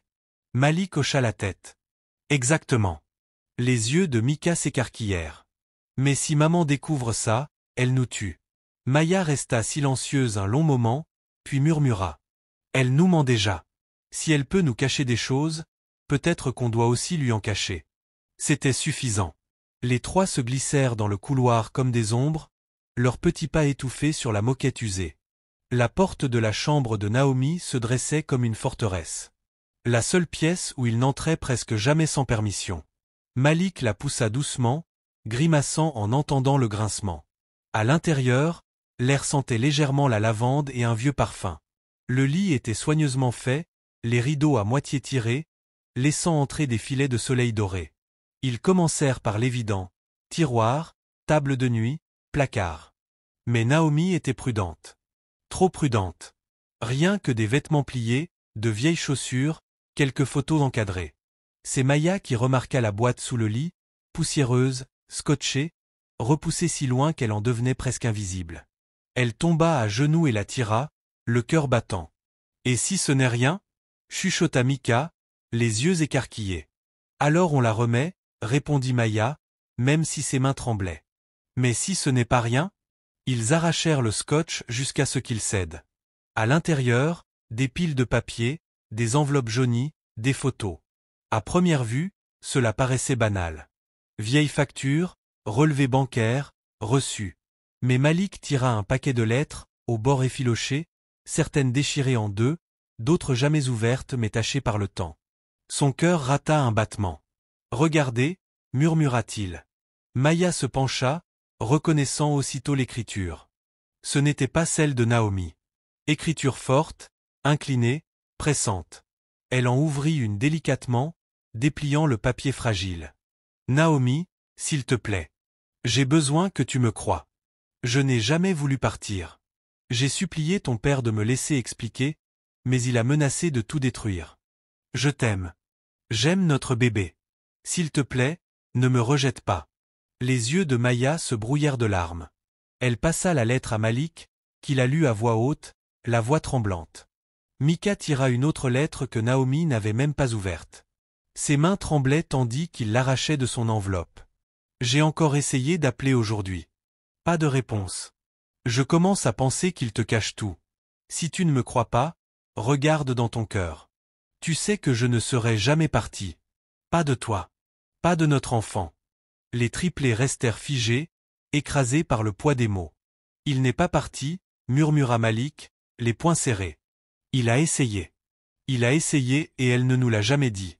Elle nous a menti » dit Maya en essuyant ses larmes. « Elle s'est menti à elle-même. Peut-être qu'elle ne savait pas » protesta Mika en secouant la tête. « Peut-être que grand-père l'a vraiment empêché de savoir. » Malik tira une autre lettre. Celle-ci était déchirée en deux puis maladroitement recollée avec du scotch. « Naomi, pardonne-moi. Si tu ne veux plus jamais me voir, je respecterai ton choix. Mais j'ai besoin de savoir si notre enfant va bien. »« Notre enfant ?» murmura Maya. Elle serra la lettre contre elle, ses larmes coulant librement. Il parlait de nous. Le silence fut brisé par le bruit de la porte d'entrée qui s'ouvrait. Les trois se figèrent, pris de panique. « Les enfants, je suis rentré plus tôt » appela la voix de Naomi dans le couloir. Les lettres s'éparpillèrent sur le sol. Malik se précipita pour les remettre dans la boîte, Mais c'était trop tard. Naomi entra dans la chambre, ses yeux se posant aussitôt sur la scène. Son visage devint livide. « Qu'est-ce que vous faites ici » demanda-t-elle, la voix tremblante de fureur et de peur. Les triplés restèrent figés, les lettres encore dans leurs mains. Maya en leva une, sa voix tremblante. « Maman, c'est quoi, ça? Pourquoi tu ne nous as jamais rien dit ?» Naomi inspira brusquement. Pendant un instant, elle ne dit rien, ses yeux allant des lettres à ses enfants, puis à la boîte ouverte. Son visage se durcit. « Reposez ça tout de suite » claqua-t-elle. « Mais maman » commença Malik, la voix brisée. « Tout de suite » tonna Naomi, sa voix résonnant contre les murs. Les triplés sursautèrent mais ne bougèrent pas. La mâchoire de Malik se crispa. Les larmes de Maya coulaient plus fort. Mika gémit doucement. Les mains de Naomi tremblaient tandis qu'elle arrachait la lettre des mains de Maya. Elle la remit brutalement dans la boîte, sa poitrine se soulevant violemment. « Vous n'aviez aucun droit » cracha-t-elle, même si sa voix se brisait. « Aucun droit de fouiller dans mes affaires. »« Mais maman » cria Malik, sa voix éclatant comme un rugissement. « Il a essayé. Il t'a écrit. Il ne nous a pas abandonnés. Pourquoi tu nous l'as caché ?» Naomi se figea. Ses lèvres tremblaient. Ses mains serraient les lettres comme si elles pouvaient la brûler. « Je ne pouvais pas » murmura-t-elle enfin. « Pourquoi » sanglota Maya. « Pourquoi tu nous as laissé croire qu'il nous avait abandonnés? Pourquoi tu nous as fait le haïr ?» Naomi s'effondra sur le bord du lit, ses épaules s'affaissant. Pour la première fois, elle parut petite, fragile, brisée. Parce que c'était plus facile, admit-elle d'une voix basse, tremblante. Plus facile de le haïr que de douter. Plus facile de dire qu'il était parti que d'avouer que je ne savais pas. Qu'il avait peut-être essayé. Que peut-être, mon père. Sa voix se brisa, ses larmes tombèrent. Je voulais vous protéger. Je croyais que si j'enterrais ça assez profondément, on pourrait avancer. Les triplés restèrent figés, le cœur déchiré. Les poings de Malik vibraient de colère. La poitrine de Maya brûlait de chagrin. Mika murmura. « Maman !» Mais aucun autre mot ne vint. Naomi enfouit son visage dans ses mains, sanglotant dans le silence. « Je ne voulais pas que vous me voyiez faible. Je ne voulais pas que vous sachiez que je n'avais pas toutes les réponses. Alors je vous ai donné la seule que je pouvais supporter. » La chambre était lourde de chagrin. La vérité reposait là, éparpillée sur le lit, fragile et indéniable. Les triplés restèrent ensemble, unis dans leur confusion, leur amour, leur colère. Et Naomi restait seule, serrant contre elle les lettres de l'homme qu'elle avait aimé. L'homme qu'elle s'était convaincue d'avoir perdu à jamais. Mais maintenant, la vérité était remontée à la surface, et plus rien ne serait jamais comme avant. Sa voix tremblait d'abord, mais les mots sortirent par saccades, douloureux. Un flashback, une histoire d'amour. J'avais 19 ans quand j'ai rencontré Darius, commença-t-elle, les yeux perdus dans le vague, noyés dans le souvenir. L'université était censée être ma porte de sortie. Ma chance de prouver à papa que je pouvais réussir par moi-même. J'étudiais dur. Je travaillais le soir à la bibliothèque juste pour payer mon loyer. Je n'avais pas le temps pour les garçons. Ses lèvres se tordirent amèrement. Mais puis il est arrivé. Darius King. Il n'était pas comme les autres. Il ne faisait pas que flirter. Il me voyait. Sa voix s'adoucit alors qu'elle replongeait plus loin dans la mémoire. Il m'attendait après les cours, portait mes livres, me faisait rire quand j'étais trop fatigué pour sourire. Il écoutait quand je parlais de la perte de ma mère, du fait que j'avais dû m'élever seul quand papa a cessé de se soucier de moi. Pour la première fois, je ne me sentais plus invisible. Les yeux de Naomi brillèrent. Je m'étais dit de ne pas tomber amoureuse, mais je l'ai fait. Seigneur, je l'ai fait. Elle décrivit leur session d'études tard le soir, leur promenade sur le campus sous les lampadaires. La façon dont Darius lui murmurait des promesses à l'oreille. Il m'a dit qu'un jour il me donnerait le monde, que je ne serais plus jamais seul. Sa voix se brisa. Et je l'ai cru. 2 ans plus tard, poursuivit Naomi, tout a changé. J'ai découvert que j'étais enceinte. Les triplés se figèrent, retenant leur souffle. J'avais peur, admit-elle. J'avais à peine 21 ans, j'essayais encore de terminer mes études. Je ne savais pas comment l'annoncer à papa, mais je pensais que Darius resterait à mes côtés. qu'il me prendrait dans ses bras et me dirait que tout irait bien. Sa mâchoire se contracta. Au lieu de ça, le soir où je lui ai dit, il a explosé. Il a dit qu'il n'était pas prêt. Qu'il était piégé. Je l'ai supplié de s'asseoir pour en discuter. Mais il est parti en claquant la porte. Et c'est la dernière fois que je l'ai vu. Les yeux de Malik s'écarquillèrent. Alors il est vraiment parti. Les lèvres de Naomi tremblèrent. C'est ce que j'ai cru pendant des mois. J'ai appelé. J'ai écrit. Aucune réponse. Je suis allé à son appartement, et il était vide. Parti. Papa m'a regardé dans les yeux et m'a dit, « Ce garçon n'est pas un homme. Oublie-le. » Et, je l'ai cru. Sa voix se fit plus dure, plus amère. Mon père était un homme contrôlant. Il a détesté Darius dès le début. Il disait qu'il n'était pas assez bien pour moi, qu'il allait me tirer vers le bas. Il surveillait chacun de mes pas. Et quand Darius a disparu, papa a fait en sorte que je ne doute jamais que c'était de sa faute. Qu'il m'avait abandonné. Papa m'a dit, « Ne verse pas une larme de plus. » Naomi baissa les yeux vers les lettres posées sur ses genoux, ses mains tremblantes. Mais maintenant, je vois que la vérité n'a jamais été aussi simple. Elle leva une des enveloppes non ouvertes, sa voix se brisant. Je ne me souviens même pas de celle-là. Certaines, je ne les ai jamais vues. D'autres, je les ai déchirées sans lire un mot. Trop en colère, trop brisé pour écouter. Et peut-être que papa les a interceptées. Peut-être qu'il a menti. Peut-être qu'il m'a empêché d'entendre la version de Darius. Je ne sais plus. Les larmes de Maya coulaient librement. Maman, alors tout ce temps tu n'étais pas sûre. Tu nous as juste laissé croire qu'il ne voulait pas de nous. Les épaules de Naomi tremblaient. J'étais jeune. J'étais en colère. Et j'avais peur. C'était plus facile de le haïr que d'admettre que je n'avais pas toute l'histoire. Plus facile de vous élever en vous faisant croire que vous étiez mieux sans lui. Je pensais vous protéger. La voix de Malik éclata, dure, tranchante. Tu ne nous protégeais pas. Tu te protégeais toi-même. Tu ne voulais pas affronter la vérité. Alors tu nous as fait vivre un mensonge. Naomi recula comme si elle avait été frappée. Ses yeux se remplirent de larmes. Je sais, et je suis désolé. Mon Dieu, je suis tellement désolé. La petite voix de Mika murmura. Tu l'aimes encore? La pièce se figea. La respiration de Naomi se bloqua dans sa gorge. Lentement, elle baissa les yeux vers les lettres, caressant l'encre pâlie du bout des doigts. J'ai essayé d'arrêter, admit-elle doucement. J'ai essayé d'enterrer ça, de me dire qu'il était parti, que je le haïssais. Mais la vérité, c'est que... Sa voix se brisa. Je n'ai jamais cessé de l'aimer. Pas un seul jour. Les triplés restèrent figés, le cœur battant à tout rompre. Naomi releva les yeux vers eux, le visage ravagé par les larmes, la voix à vif. Je ne sais pas si Darius m'a quitté ou si on l'a forcé à partir. Je ne sais pas si je pourrai lui pardonner, ni si je me pardonnerai un jour. Mais je sais une chose, je n'ai jamais cessé de l'aimer. Et je n'ai jamais cessé de souhaiter que les choses aient été différentes. Le silence qui suivit était assourdissant. Les triplés fixaient leur mère, le cœur écartelé entre la colère et l'empathie, la trahison et la compassion. Les poings de Malik se desserrèrent, ses épaules s'affaissèrent. Les sanglots de Maya secouaient son petit corps. Mika grimpa sur les genoux de Naomi, enfouissant son visage dans sa poitrine. Naomi les entoura tous les trois de ses bras, les serrant contre elle. Ils s'accrochèrent à elle, leurs larmes se mêlant aux siennes. La vérité pesait entre eux.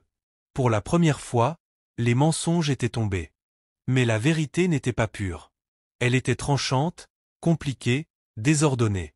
Et quelque part dehors, Darius portait sa propre version. La tempête était loin d'être terminée. La nuit de la confession de Naomi resta comme une ecchymose sur le cœur des enfants. Sa voix résonnait encore dans leurs oreilles tandis qu'ils restaient éveillés, incapables de dormir. Je ne sais pas si Darius m'a quitté ou si on l'a forcé à partir. Mais je n'ai jamais cessé de l'aimer. Ces mots avaient fissuré quelque chose en eux, et aucune couverture tirée sur la tête ne pouvait refermer la plaie. Malik était allongé sur le dos, les poings serrés contre sa poitrine. Maya pleurait doucement, le visage enfoui dans l'oreiller. Mika fixait le plafond, ses petites mains tremblantes. Enfin, Malik parla. Sa voix était basse mais ferme. On doit entendre sa version. Maya renifla. Maman nous a déjà tout dit. Ce n'est pas suffisant? Non, répondit Malik d'un ton ferme. Elle-même a dit qu'elle ne savait pas vraiment. Et si on ne découvre pas la vérité, on ne saura jamais. Mika murmura. Mais maman a dit qu'on ne pouvait pas le voir. Elle sera furieuse. Malik se redressa, le visage déterminé. Alors elle n'a pas besoin de le savoir. La décision était prise. Le lendemain après-midi, pendant que Naomi travaillait tard, les triplés mirent leur plan à exécution. Malik ouvrait la marche, ses pas rapides. Maya serrait la photo dans sa poche. Mika suivait, nerveux. Ils avaient entendu des voisins chuchoter que Darius louait un petit appartement au-dessus d'une épicerie à 2 rues de là. Arrivé devant l'immeuble, Malik hésita une seconde, puis frappa à la porte. Elle s'ouvrit lentement, révélant Darius, pâle, amaigri, un bandage encore visible sous sa chemise, mais bien vivant. Ses yeux s'écarquillèrent en les voyant. « Vous, » souffla-t-il, la voix brisée. « Qu'est-ce que vous faites ici ?»« On doit parler, » dit Malik avec audace, le menton relevé malgré le tremblement dans sa voix. Darius hésita, jetant un regard dans le couloir comme s'il s'attendait à voir Naomi surgir. Puis doucement, il s'écarta. « Entrez. » L'appartement était petit, à peine meublé. Un canapé, une table basse, une chaise près de la fenêtre. Des papiers et des flacons de médicaments traînaient sur le comptoir. Ça sentait l'antiseptique et le café froid. Les enfants s'assirent sur le canapé, les jambes ballantes au-dessus du sol. Darius s'installa dans la chaise, s'appuyant sur sa canne, sans les quitter des yeux. Maya parla la première. Sa voix était douce mais pressante. Maman nous a raconté sa version. Comment tu es parti, comment elle a essayé mais que tu n'es jamais revenu. Elle sortit la photo de sa poche, la tenant devant lui. Mais ensuite, on a trouvé tes lettres. Alors dis-nous ce qui s'est vraiment passé. Le souffle de Darius se coupa. Il se pencha en avant, les yeux brillants. Elle vous a montré les lettres? Non, répliqua Malik sèchement. Elle les a cachées. On les a trouvées. Et on a besoin de la vérité. Pendant un long moment, Darius garda le silence. Sa poitrine se soulevait lourdement, ses doigts tremblaient sur sa canne. Enfin, il murmura. Vous méritez de savoir. La nuit où tout a changé. J'aimais votre mère, commença Darius, sa voix basse mais ferme. Dès le moment où je l'ai rencontrée, elle est devenue la lumière de ma vie.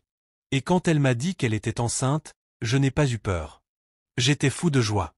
Je voulais l'épouser sur le champ. Construire une famille. Tout recommencer. Les triplés s'avancèrent, les yeux écarquillés. Mais le père de Naomi me haïssait, continua Darius, l'amertume montant dans sa voix. Il disait que je n'étais pas assez bien. Que je n'étais qu'un problème. J'ai cru qu'en travaillant plus dur, en prouvant ma valeur, il finirait par changer d'avis. Mais non. La nuit où Naomi lui a annoncé la grossesse, tout a explosé. Ses yeux se voilèrent, comme s'il revivait la scène. Il m'a convoqué chez lui. Il m'a dit que si j'aimais vraiment sa fille, je devais la laisser tranquille. Qu'elle avait un avenir que je ne pourrais jamais lui offrir. Que si je restais, je détruirais sa vie. Je lui ai répondu que je ne partirais jamais. Que j'étais prêt à l'épouser. Et puis sa voix se brisa.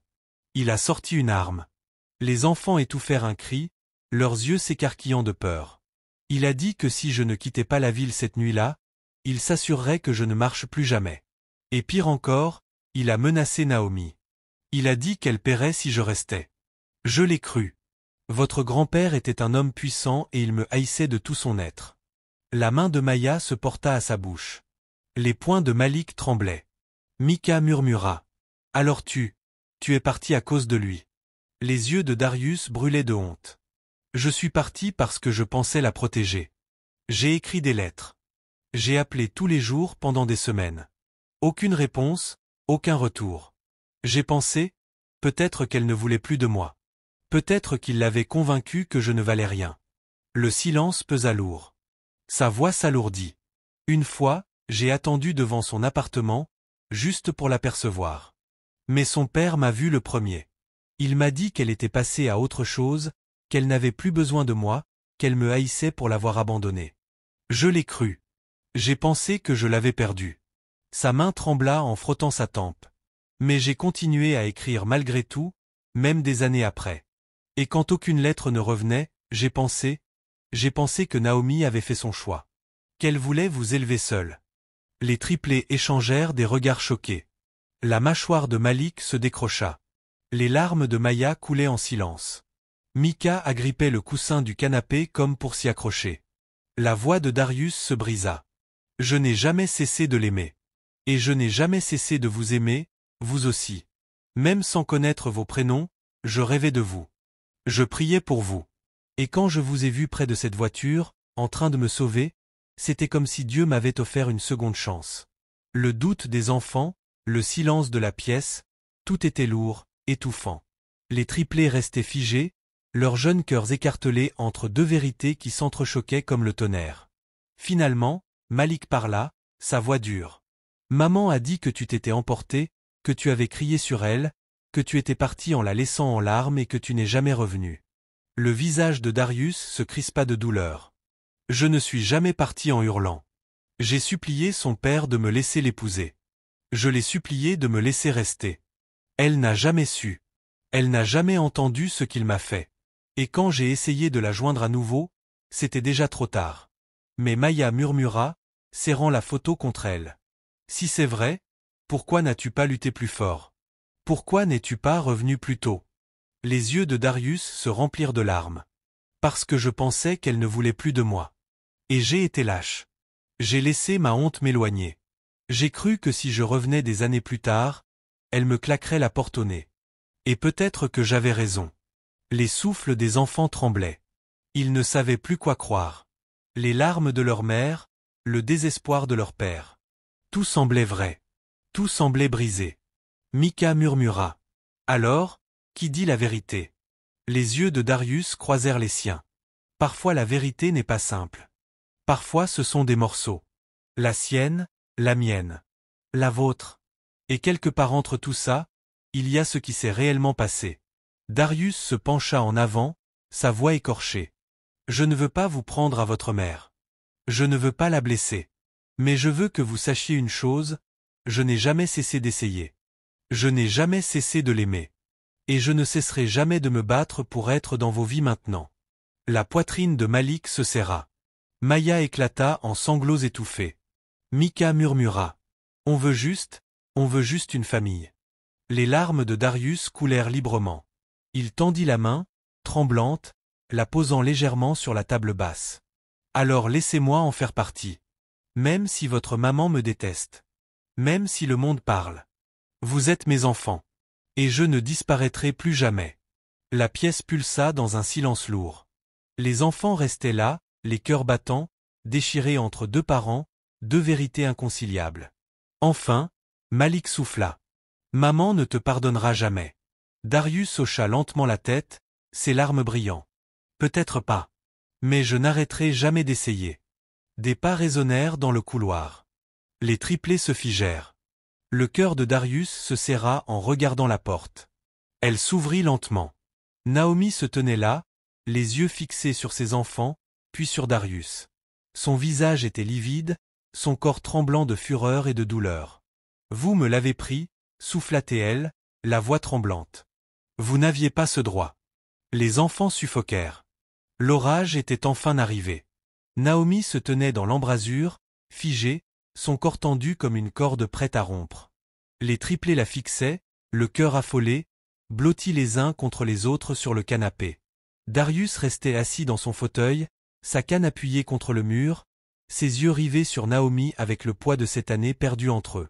Sa voix trancha le silence comme un fouet. « Qu'est-ce que tu fais ici » hurla-t-elle, rauque, brisée. « Comment oses-tu » Ses yeux se tournèrent vers ses enfants, emplis de trahison. « Et vous ? Comment osez-vous sortir en cachette derrière mon dos ?»« Mama » commença Malik.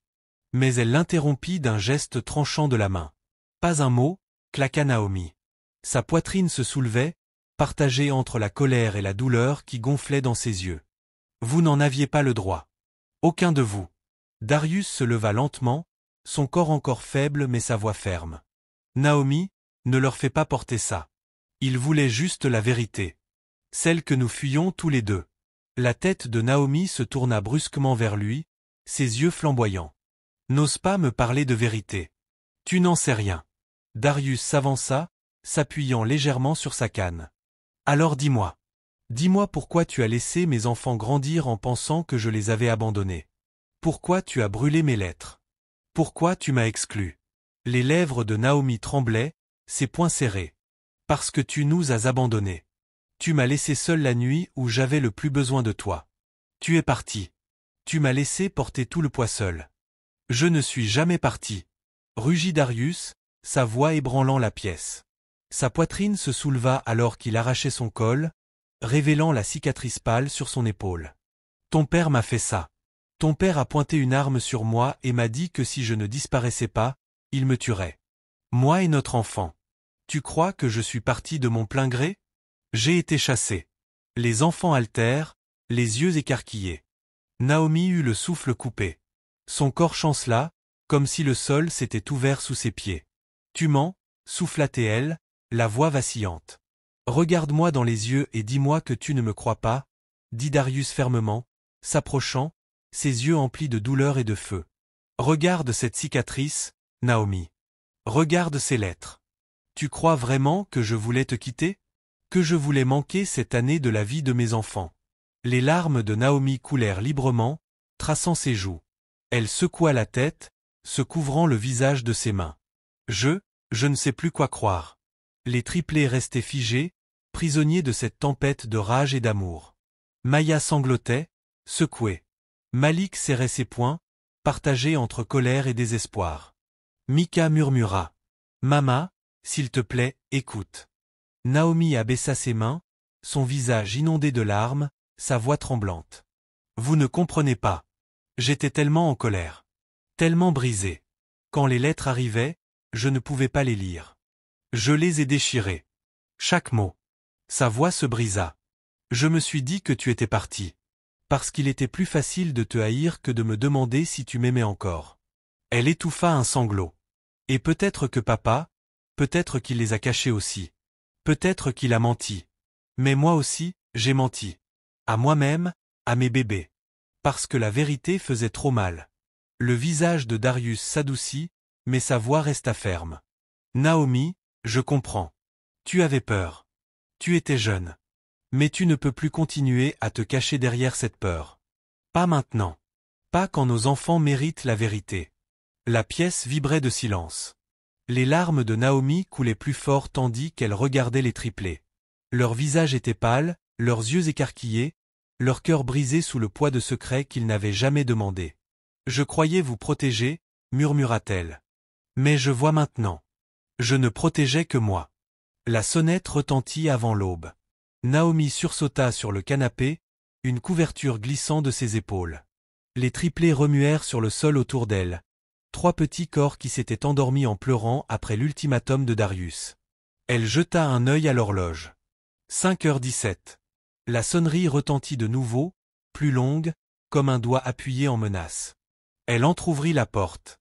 Personne sur le perron, juste une grande enveloppe en papier craft, et à côté un vieux téléphone jetable, fixé avec du ruban adhésif gris. Le téléphone se mit à vibrer dès qu'elle le ramassa. « Ne crie pas », dit une voix. Vieille, froide, lisse. Elle s'insinua sous sa peau comme de la glace. La gorge de Naomi se serra. « Papa, j'ai dit », murmura la voix. « Si tu laissais ce garçon approcher de mes petits-enfants, je finirais ce que j'ai commencé. » Le porche tourna.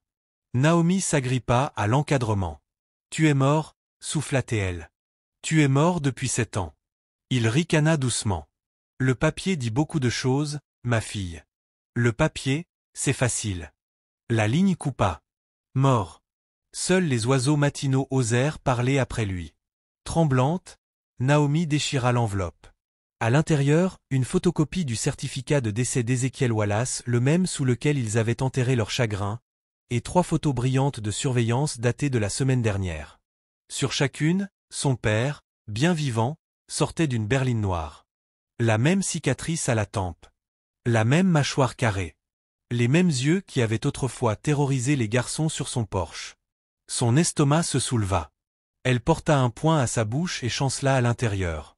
Malik était déjà debout. Maya se redressa d'un coup, le visage livide. Mika se frotta les yeux en murmurant « Maman !» Naomi referma la porte et la verrouilla 2 fois. « Prenez vos chaussures, dit-elle. On part. »« Où ?» demanda Malik. « Vers la vérité, » répondit Naomi, puis elle sursauta lorsqu'un nouveau coup ébranla le bois. Cette fois, ce n'était pas une enveloppe.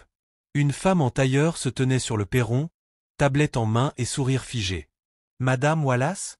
Je suis Teresa Bryant, des services de protection de l'enfance. Nous avons reçu une plainte anonyme. Inquiétude concernant la supervision, l'exposition au conflit, possible négligence. » Le sang de Naomi se glaça. Anonyme de qui ?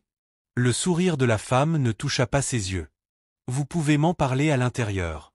1 heure plus tard, après les placards ouverts, les questions acérées, les lits des enfants comptés et le frigo inspecté, Madame Bryant glissa une carte sur la table et laissa une promesse. Nous reviendrons dans les 72 heures. Naomi resta seule dans la cuisine, les poings appuyés au comptoir, le cœur battant si fort que ça faisait mal. Il était vivant. Il les surveillait. Et maintenant, il venait pour ses enfants comme il était venu pour sa vie. La porte de derrière s'ouvrit. Tante Rachel entra, ses clés tintant, lisant le visage de Naomi avant même qu'un mot ne soit dit. Qu'est-ce qu'il se passe ?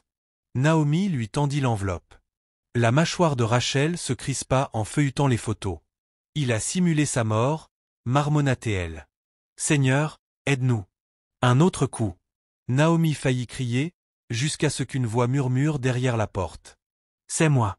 Darius se tenait dans l'embrasure, pâle, un peu essoufflé par les escaliers, sa canne à la main.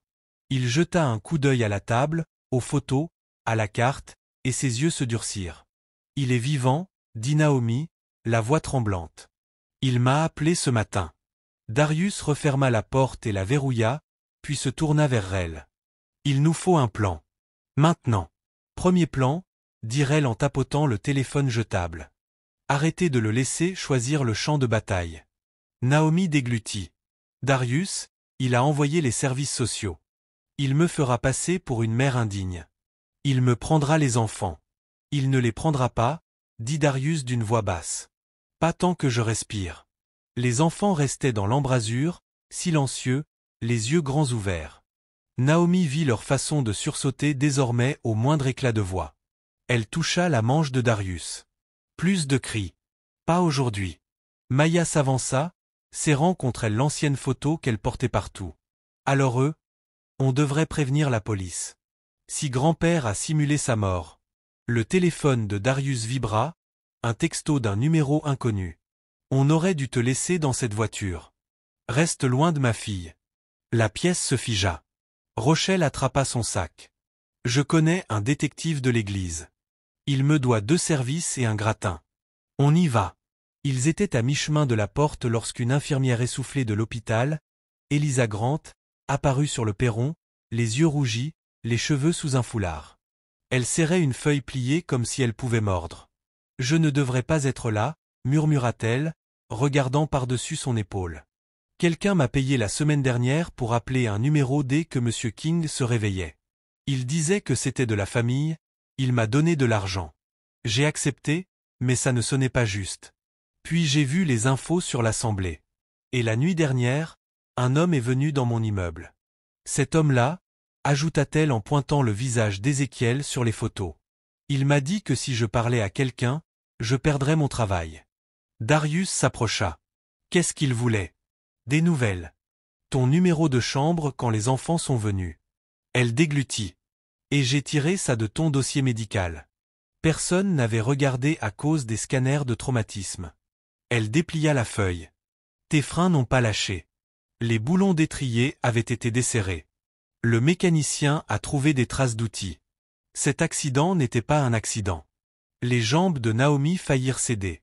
L'enveloppe, l'appel, les services sociaux. Et maintenant ça. Ézéchiel essayait d'éliminer le problème qu'il ne pouvait pas contrôler. Darius serra la mâchoire. On a fini de se cacher. Il regarda Naomi. Tu as dit hier soir que la vérité pouvait te détruire. Peut-être. Mais les mensonges s'en chargent déjà. Elle regarda ses enfants, le feu de Malik, la peur de Maya, l'espoir tremblant de Mika, et quelque chose en elle s'aligna. Elle hocha la tête une fois. On dit tout. À la police, à Madame Bryant, aux enfants. Aujourd'hui. Bien, dit Rachel. Parce que j'ai déjà texté le détective Harmon. Il est à 2 pâtés de maison. Ils déposèrent leur déposition au commissariat. L'appel, les photos, le rapport de frein, les années de lettres. Harmon écoutait comme un homme qui tissait des fils pour en faire un nœud coulant. Wallace a des amis, prévint-il doucement.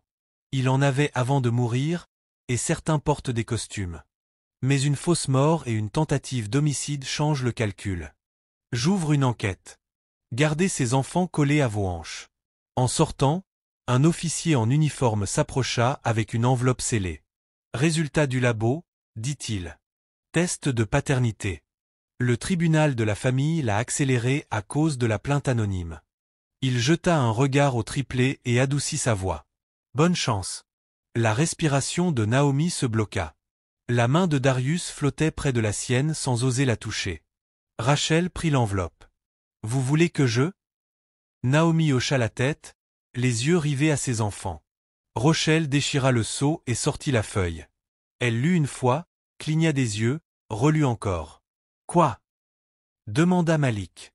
Rachel leva les yeux, sa voix ferme. Darius King est le père biologique de Malik, Maya et Mika. L'air quitta la pièce. Les mains de Maya volèrent à sa bouche. Mika éclata en sanglots en riant en même temps. Le menton de Malik se leva, fier comme un lion découvrant enfin son sang. Les épaules de Darius tremblaient. Il couvrit son visage de ses mains et tenta, en vain, de retenir ses larmes. Naomi le toucha avant même de s'en rendre compte. Il ne bougea pas. Il ne respira pas. Il laissa simplement la vérité le laver. Le détective Harmon se racla la gorge. Ce test vous donne des droits. Si Wallace tente une manœuvre de garde, ça ne sera pas un enlèvement simple. Mais attendez-vous à du bruit. Des hommes comme lui ne disparaissent pas en silence. Ils sortirent dans le soleil de l'après-midi, se sentant à la fois plus légers et plus menacés que jamais. À la maison, Naomi scotcha le résultat du test de paternité à côté des photos de classe des enfants sur le frigo, comme un bouclier accroché à un mur. Nous le dirons nous-mêmes à Madame Bryant, dit-elle. Nous prenons les devants. Au crépuscule, le salon baignait dans la lumière des lampes et de la fatigue.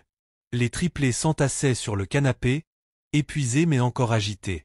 Darius était assis au bord de la table basse, face à eux. Sa canne posée comme un mât tenant la journée debout. « Je vous ai promis toute l'histoire, » dit-il doucement. « Ta maman aussi. Nous allons la raconter ensemble. » Naomi hocha la tête, les mains nouées sur ses genoux. « Votre grand-père? Ce n'est pas l'homme que je croyais. Il nous a fait du mal. Il essaie encore, mais il ne gagnera pas. Pas cette fois. » Ils commencèrent depuis le début. 2 versions entremêlées en une seule. Des rires et des rendez-vous à la bibliothèque. La grossesse, le pistolet, les lettres, la boîte aux lettres vides, la fierté qui s'était changée en silence de part et d'autre. Les enfants ne bougeaient pas. Ils clignaient à peine des yeux. À mi-récit, une voiture ronronna dehors. Une silhouette s'arrêta de l'autre côté de la rue, découpée par la lueur dorée d'un lampadaire. Darius se leva, jetant un coup d'œil à travers le rideau. La berline avança, lente, délibérée, vitre noire comme un cercueil fermé. Naomi sentit l'ancienne terreur lui saisir la gorge mais la laissa passer. Elle se tourna vers ses enfants plus tôt. Nous disons la vérité. Nous nous choisissons les uns les autres. Elle regarda Darius. Demain, nous irons au tribunal pour demander une ordonnance de protection. Nous appellerons Madame Bryant. Nous lui montrerons tout. La berline disparut au coin de la rue.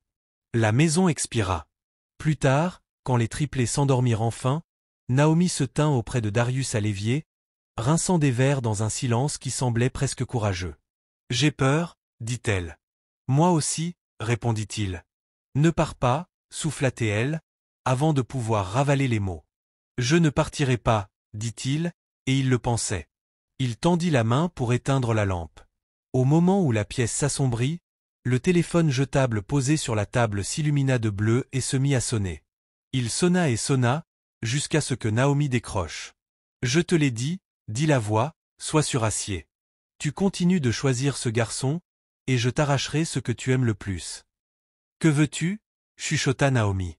Il rit doucement. Ce que j'ai toujours voulu. Le contrôle. La ligne se coupa net. Naomi reposa le téléphone comme on dépose un serpent dans sa boîte. Elle se tourna vers Darius. Sa peur s'était consumée en braise qui dégageait de la chaleur. Demain, dit-elle. Nous arrêtons de fuir. Aucun d'eux ne vit la petite lumière rouge clignoter sous la rambarde du porche. Une caméra qui regardait, enregistrait. En face, Ezekiel Wallace, bien vivant, tapota un écran et sourit dans l'obscurité. Demain, murmura-t-il.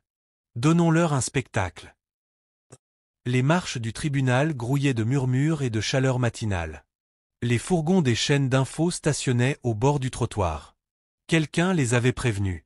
Le titre s'écrivait déjà tout seul, un grand-père local revient d'entre les morts. La famille demande protection.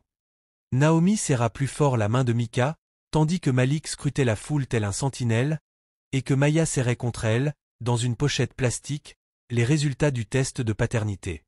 Rachel les encadrait comme un général en rouge à lèvres éclatants. Darius montait prudemment, chaque pas mesuré, la mâchoire contractée. Le détective Harmon les rejoignit à mi-hauteur, costume froissé, visage alerte. 2 adjoints à l'intérieur, dit-il à voix basse. Restez proches.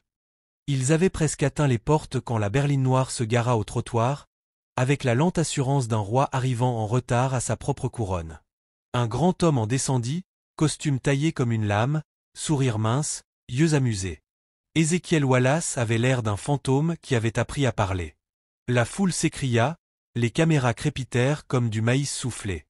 Il leva les mains dans une bénédiction moqueuse. « Ma petite fille, dit-il, sa voix amplifiée par l'attention seule. Je savais que tu nous traînerais sur scène au lieu de régler les affaires familiales à la maison. » Naomi ne bougea pas. « Tu n'es pas de la famille, dit-elle. »« Plus maintenant, » il rit. « Les papiers disent le contraire. » Il sortit un dossier en cuir et en tira de vieux documents. La tutelle notariée qu'il avait arrachée à une Naomi de 21 ans terrifiée, quand les triplés étaient encore des prématurés en couveuse. « J'ai gardé tes secrets longtemps, ma fille. Maintenant je garderai tes enfants, loin de cet homme. » Darius fit un pas en avant, le feu dans les yeux. Harmon appuya sa main sur son épaule pour le retenir. « Laissez les avocats gérer, » murmura le détective. « Avocat » railla Ezekiel. « Vous croyez que je suis venu désarmé ?» Il hocha la tête vers un avocat aux cheveux argentés, debout à ses côtés. « Voyez-vous, pendant que vous répétiez votre petite réunion de famille, j'ai déposé une requête d'urgence. Environnement inadapté, violence à l'école, troubles publics lors d'une assemblée, très désordonné. Et quant à Monsieur King, il sourit. J'ai invité un vieil ami du centre-ville pour examiner de plus près ton passé. » Un second homme s'extirpa de la foule, un détective vêtu d'un bleu différent. Son insigne brillait comme une pièce jetée dans un puits. Il tendit un papier à Harmon. « Mandat d'arrêt, » dit-il d'un ton lisse. « Ancienne plainte pour agression non classée, réactivée par un nouveau témoin. Nom, D. King. » Le monde bascula. Naomi sentit les marches vaciller sous ses pieds. Le visage de Darius se figea, rage et incrédulité se fissurant en lui. « C'est fabriqué, » dit-il, voix stable par la force seule. « Je n'ai jamais. » Le sourire d'Ézéchiel s'élargit. Les archives municipales sont une chose magnifique, quand on sait où creuser. Harmon parcourut le mandat, la mâchoire serrée. « Nous allons contester ça, » dit-il en regardant Darius. « Ne fuis pas. Fuir fait paraître les hommes coupables. »« Papa, » dit Naomi, chaque syllabe comme un clou. « Tu as simulé ta mort. Tu as braqué une arme sur le père de mes enfants. Tu as essayé de le tuer la semaine dernière. Nous avons des preuves. Des preuves. » Ézéchiel leva les mains vers les caméras. Ou des histoires racontées par une femme qui a toujours aimé les mauvais hommes. Rachel éclata d'un rire sans joie. « Nous avons mieux que des histoires, Ézéchiel. » Elle sortit une clé USB de son sac et la brandit comme un drapeau. « Fiche de paie du personnel hospitalier provenant d'une société écran que tu possèdes. Vidéo du parking montrant ton chauffeur sous le SUV de Darius la veille de l'accident. De la poussière de frein sur ses poignets. Des bénédictions et des preuves. Le sourire de l'avocat argenté vacilla pour la première fois. Un murmure gonfla. Les reporters se penchèrent. Harmon haussa un sourcil. Si votre ami a des preuves, monsieur Wallace, je vous conseille d'en faire part à votre avocat dans la salle d'audience, plutôt que de tendre une embuscade à votre famille sur ces marches. Le regard d'Ézéchiel se posa sur les triplés. Malik, qui s'était instinctivement mis devant ses sœurs. Maya, qui serrait son papier comme un bouclier. Mika, dont la lèvre tremblait mais dont le menton restait levé. Un instant fugitif, quelque chose comme de la surprise passa dans ses yeux. Puis disparut. Il se tourna vers Naomi, sa voix douce et intime, destinée à elle seule malgré la foule. « Une femme sans père est une maison sans toit, dit-il. Laisse-moi réparer ce que j'ai brisé, et nous pourrons faire disparaître tout ça. » Non, dit Naomi. J'ai fini de vivre sous un toit qui fut le poison. Ils entrèrent. La salle d'audience était petite et bondée. Les résultats du test de paternité glissèrent sur le bureau du juge. La carte de la protection de l'enfance, la photo d'Ézéchiel bien vivant, le rapport sur les freins, les lettres, la clé USB de Rel, la note de Harmon. Chaque page des 7 dernières années s'empilait en une tour de papier plus haute que la vérité n'avait jamais eu le droit de croître. L'avocat d'Ézéchiel tenta d'abord le charme, puis la dérision, puis le doute. Il questionna le jugement de Naomi, le tempérament de Darius, les motivations de Rachel. Il s'opposa à la vidéo non authentifiée, aux témoignages émotionnels, aux accusations infondées d'un amant éconduit et d'une amie trop bruyante. Naomi, elle, ne céda pas. Chaque fois que la peur montait, elle revoyait les visages des triplés la nuit où ils avaient découvert les lettres, et laissait cette image redresser sa colonne comme une tige de fer. Darius n'éleva jamais la voix.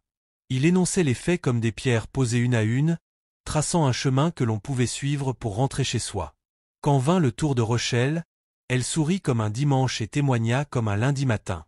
Les hommes comme Ézéchiel comptent sur la honte des femmes pour qu'elles taisent ce qu'il s'est passé. Elle dit au juge : « Nous n'avons plus honte. » Le juge leva l'audience pour 20 minutes.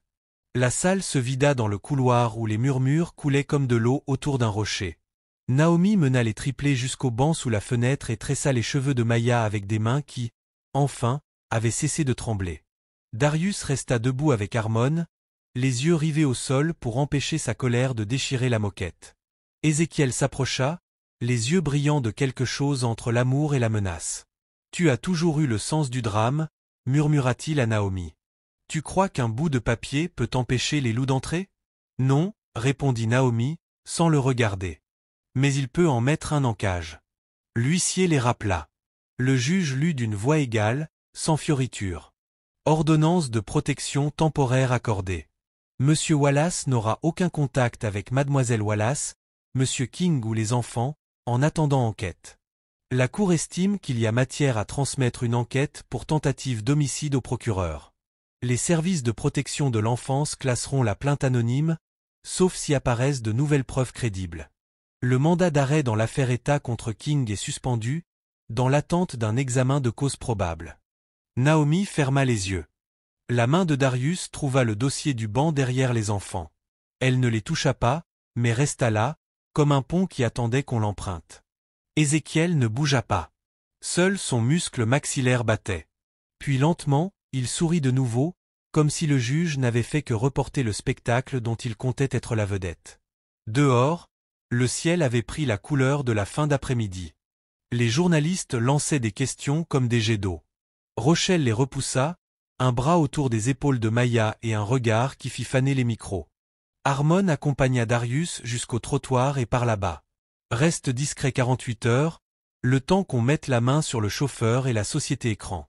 Si Wallace est malin, il va se terrer. S'il est orgueilleux, il commettra une erreur. Les hommes fiers en commettent toujours.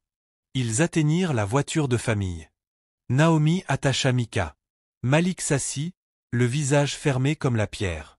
Maya caressa la pochette plastique qui protégeait le test de paternité comme un talisman. C'est alors qu'une deuxième voiture de police se gara derrière eux et qu'un autre duo d'agents en descendit. Leurs yeux brillaient trop, leurs mains semblaient trop prêtes. Monsieur King lança l'un, d'un ton aussi désinvolte qu'un défi. Harmon s'interposa. Ils n'ont pas juridiction sur ma scène. L'agent le plus grand leva un papier. Nouveau mandat, autre juge. Pas de suspension. Rochelle jura entre ses dents. La vision de Naomi se rétrécit. Darius s'immobilisa. C'est une mascarade, siffla Harmon. Peut-être, répondit l'agent, mais on suit les papiers. Naomi bougea avant que quiconque puisse l'arrêter. Elle se plaça entre Darius et les policiers, une main sur sa poitrine, l'autre sur la voiture. Sa voix tremblait mais ne se brisa pas. Il ne fuit pas. Il est venu au tribunal. Il a fait une déclaration. Il a sauvé une vie. Et il a sauvé la mienne. Vous l'emmenez, alors vous l'emmenez doucement, parce que mes enfants regardent. L'agent le plus petit jeta un œil par la vitre. 3 visages le fixaient. L'un furieux, l'autre en larmes, le dernier en prière muette. Quelque chose se radoucit. Il hocha la tête. Les mains devant, dit-il doucement à Darius. Harmon se pencha, la voix dure comme du silex. Je t'aurai dehors en quelques heures. Darius déglutit. Il regarda les triplés, puis Naomi. Fais-moi confiance, dit-il. C'est la dernière ombre qu'il peut jeter. On lui passa les menottes devant. Les flashs éclatèrent. L'agent le plus grand récita des mots qui sonnaient comme du bruit blanc. Ézéchiel observait depuis l'autre côté de la rue. Sa cravate se desserra, son sourire revint, comme un homme qui vient de voir une pièce d'échec glisser exactement là où il l'avait poussée. Quand la portière de la voiture de police se referma, Malik se jeta en avant. « Papa !» Le mot lui déchira la gorge, brut et neuf. La porte avala le son. Naomi rassembla ses 3 enfants dans ses bras sur le trottoir, pendant que Rochelle se plantait devant eux comme un mur en robe et rouge à lèvres, coupant la vue aux caméras. Harmon aboyait déjà dans son téléphone, traçant une voie. De l'autre côté de la rue, Ézéchiel porta son téléphone à l'oreille et parla à quelqu'un qu'il ne pouvait voir. Phase 2, dit-il doucement. Voyons combien de vérité ils veulent vraiment. La voiture de police s'éloigna. Naomi resta dans les gaz d'échappement, serrant ses bébés, le papier de paternité froissé dans le poing de Maya. Elle releva le menton et fixa Ézéchiel, l'homme qui lui avait jadis appris la peur comme une langue, sans ciller. Ça se termine avec toi, articula-t-elle silencieusement. Il fit mine d'ôter un chapeau invisible et monta dans sa berline. Les sirènes s'éteignirent, la rue expira. Naomi embrassa chacun de ses enfants sur le front, puis se redressa. On va au commissariat, dit-elle à Harmon. On attend. On ne le laisse plus seul. Ils s'entassèrent dans la voiture de Rochelle. Quand elle démarra, la caméra embarquée fit clignoter son petit voyant rouge. Dans le rétroviseur, les marches du tribunal rapetissèrent, mais le combat prit une ampleur qu'aucun bâtiment ne pouvait contenir. La saison 1 se clôtura sur une image qui allait embraser les fils d'actualité de la ville avant la nuit. Une femme noire entrant dans un commissariat, tenant ses 3 enfants par la main, le menton haut, un dossier marqué, vérité en 100 tampons officiels, serré contre elle, et dans sa poitrine un murmure qui promettait la guerre. Derrière eux, sur un toit, un homme en costume observait aux jumelles, souriant comme un roi portant une couronne de papier. Déjà, la sueur perlait dessous. Voici venir la fin de l'histoire. Si j'ai pu illuminer ta journée, commente. Espoir, tu as illuminé la mienne.